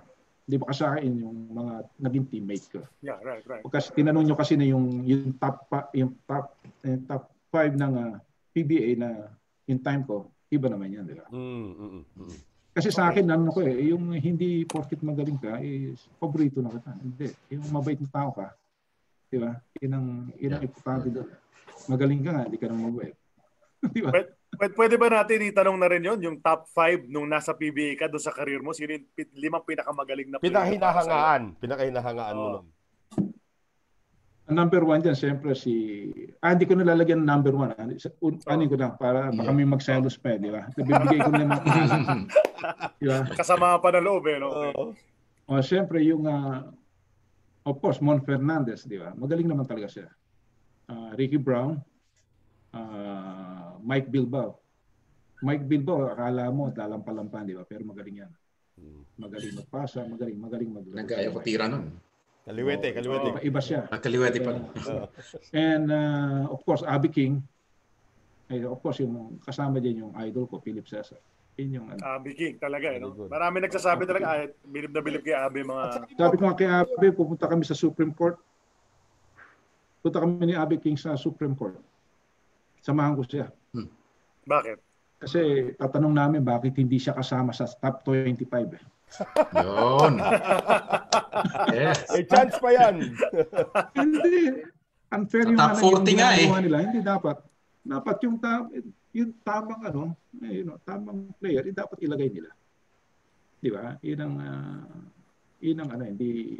Ito naman, hindi naman yung sinabing number 1 ka doon sa top 25, ikaw na pinakamagaling. Basta nakasama kahit sa 40, andun ka, di ba? Pero kung ilalagay mo ngayon sa 40 o sa 50, late na. Too late na hero na kasi. Parang pinagbigyan mo na lang siya, di ba? Agree. Hindi siya nasama sa 40. Hanggang 40, wala siya. Nakayon din ako doon. Di ba? Kasi ilalagay mo siya sa 50 o 60, ano na. Di ba? Parang late na. Sabihin, pagbigyan na lang natin yan. Gatungan ko lang yung sinabi ni Ray tungkol, di ba? Sinabi niya kung sino yung mga pinaka 5 top players niya sa PBA. Had Mon Fernandez, Philip Cesar, mga ganun nasama. Si Mike Bilbao. Guys, kung hindi nyo pa napapanood si Mike Bilbao up to now, you're missing a lot. One of the best point guards yan in the history of the PBA. Tama si Ray Lazaro, mga kaibigan. Panahon niya. At saka makakasama rin namin yan dito sa show very soon. So, si Mike Bilbao, abangan nyo yan. Actually, si Mike kasama ko rito, commissioner ko siya dati dito sa liga namin dito. Tiga dito rin siya sa Florida. That's right. Yeah. Umisa nakikita kami, pati si Techi, umisa. Misis niya. Sobrang. Well, I'll just say something, no. I'm looking at the comments dito sa show natin for the past hour and 40 minutes. Ang dami nagmamahal sa iyo, Ray. Yung pamilya mo, syempre nandiyan lahat, mga kapatid mo, they love you, but ang dami mong community diyan sa Florida na mahal ka. Idol ka ng mga tao, favorite player ka raw. May isa dito, si Lizzie, comparing you to Kobe Bryant. Ganun siya kabilib sa iyo. Diba? So, ang daming pagmamahal na pinakita sa iyo, pati si Ricardo Brown. Sinabi mo yung kay Kobe? Lizzie, Lizzie.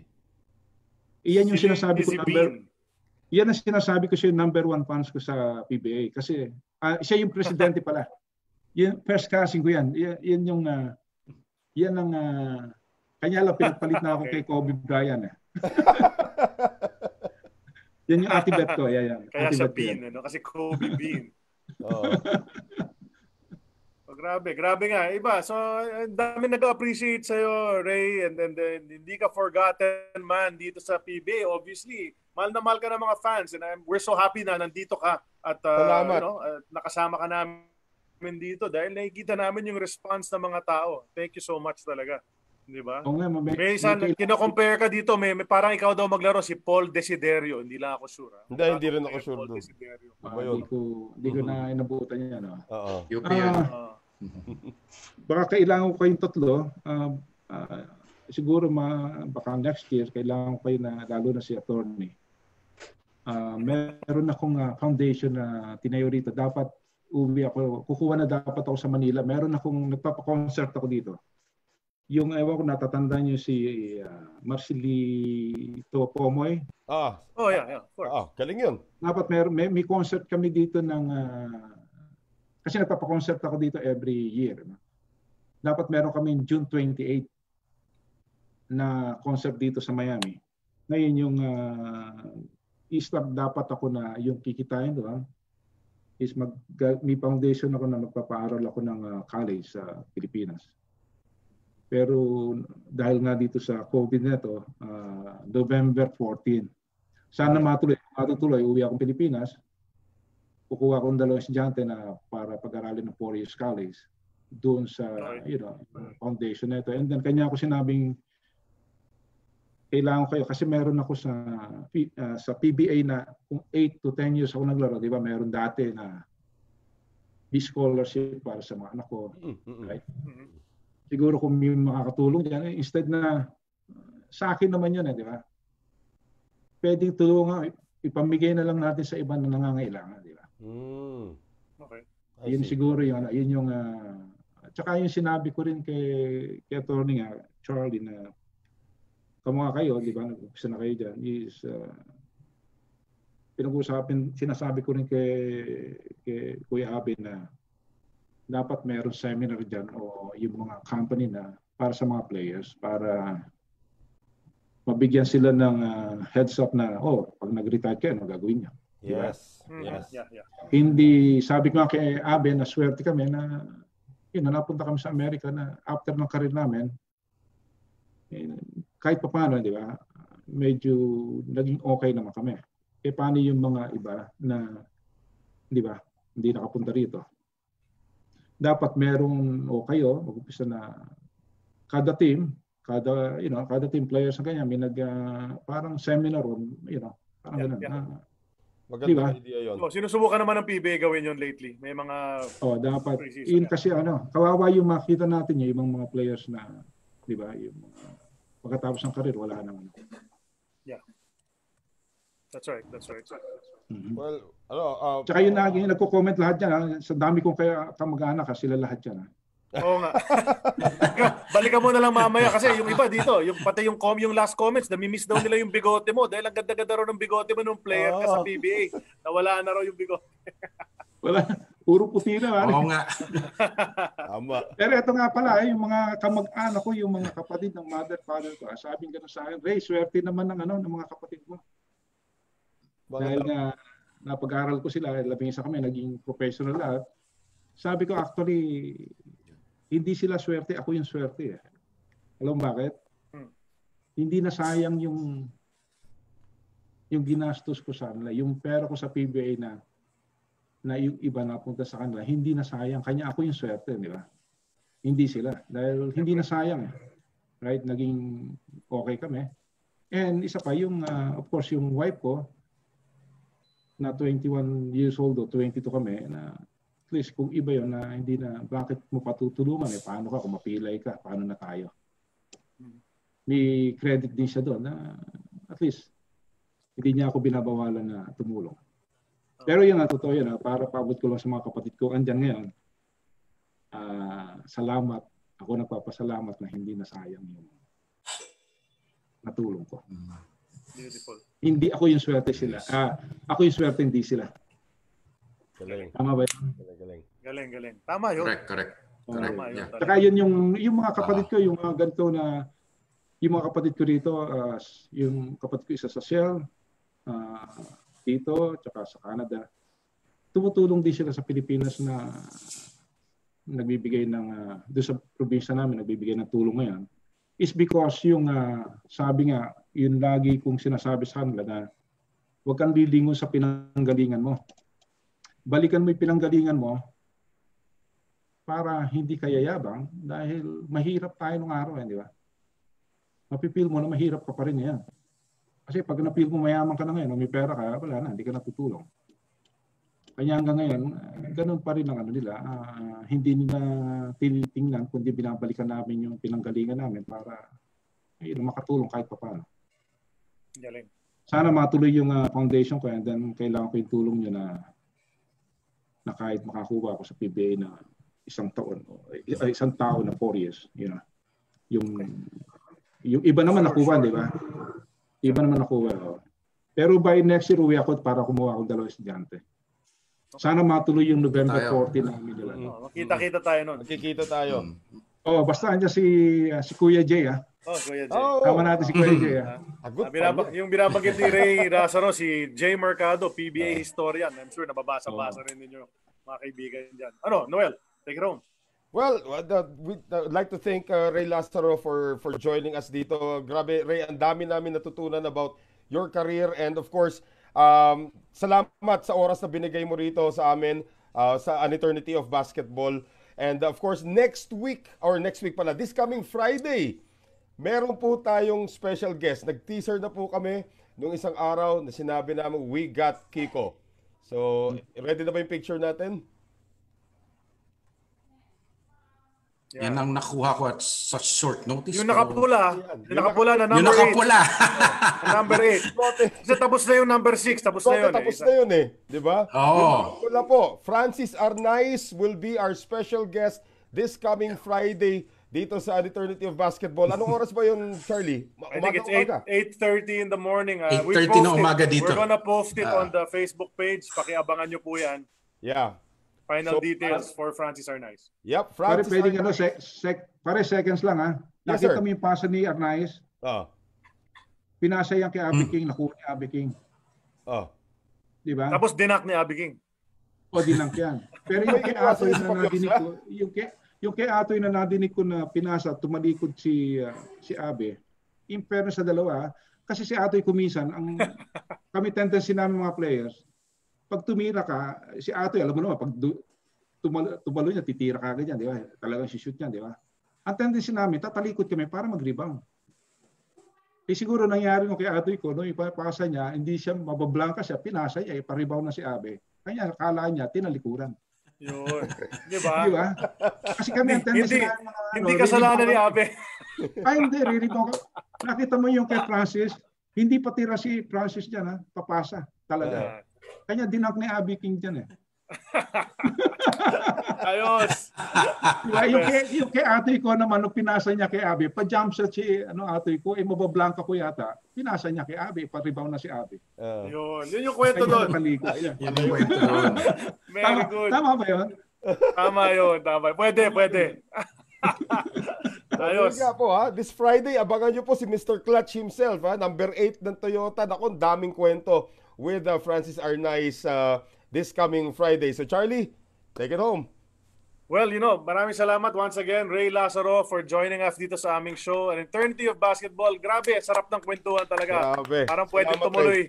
But thank you for your time, Ray. Makita tayo pag bumisita ka rito. Sa lahat ng nanood sa Facebook, supporting our page, An Eternity of Basketball, tell your friends to join our movement here on AEOB for Sid Ventura, Noel Zarate, and of course, Kuya Ray Lazaro. Ako po, Charlie Cuna. Maraming salamat sa iyong panonood dito. Keep watching. Stay tuned on our Facebook page para sa future episodes natin. Maraming salamat po sa inyo lahat. Thank you. Bye. Sige, Ray. Thank you. Ingat. Thank you, sir.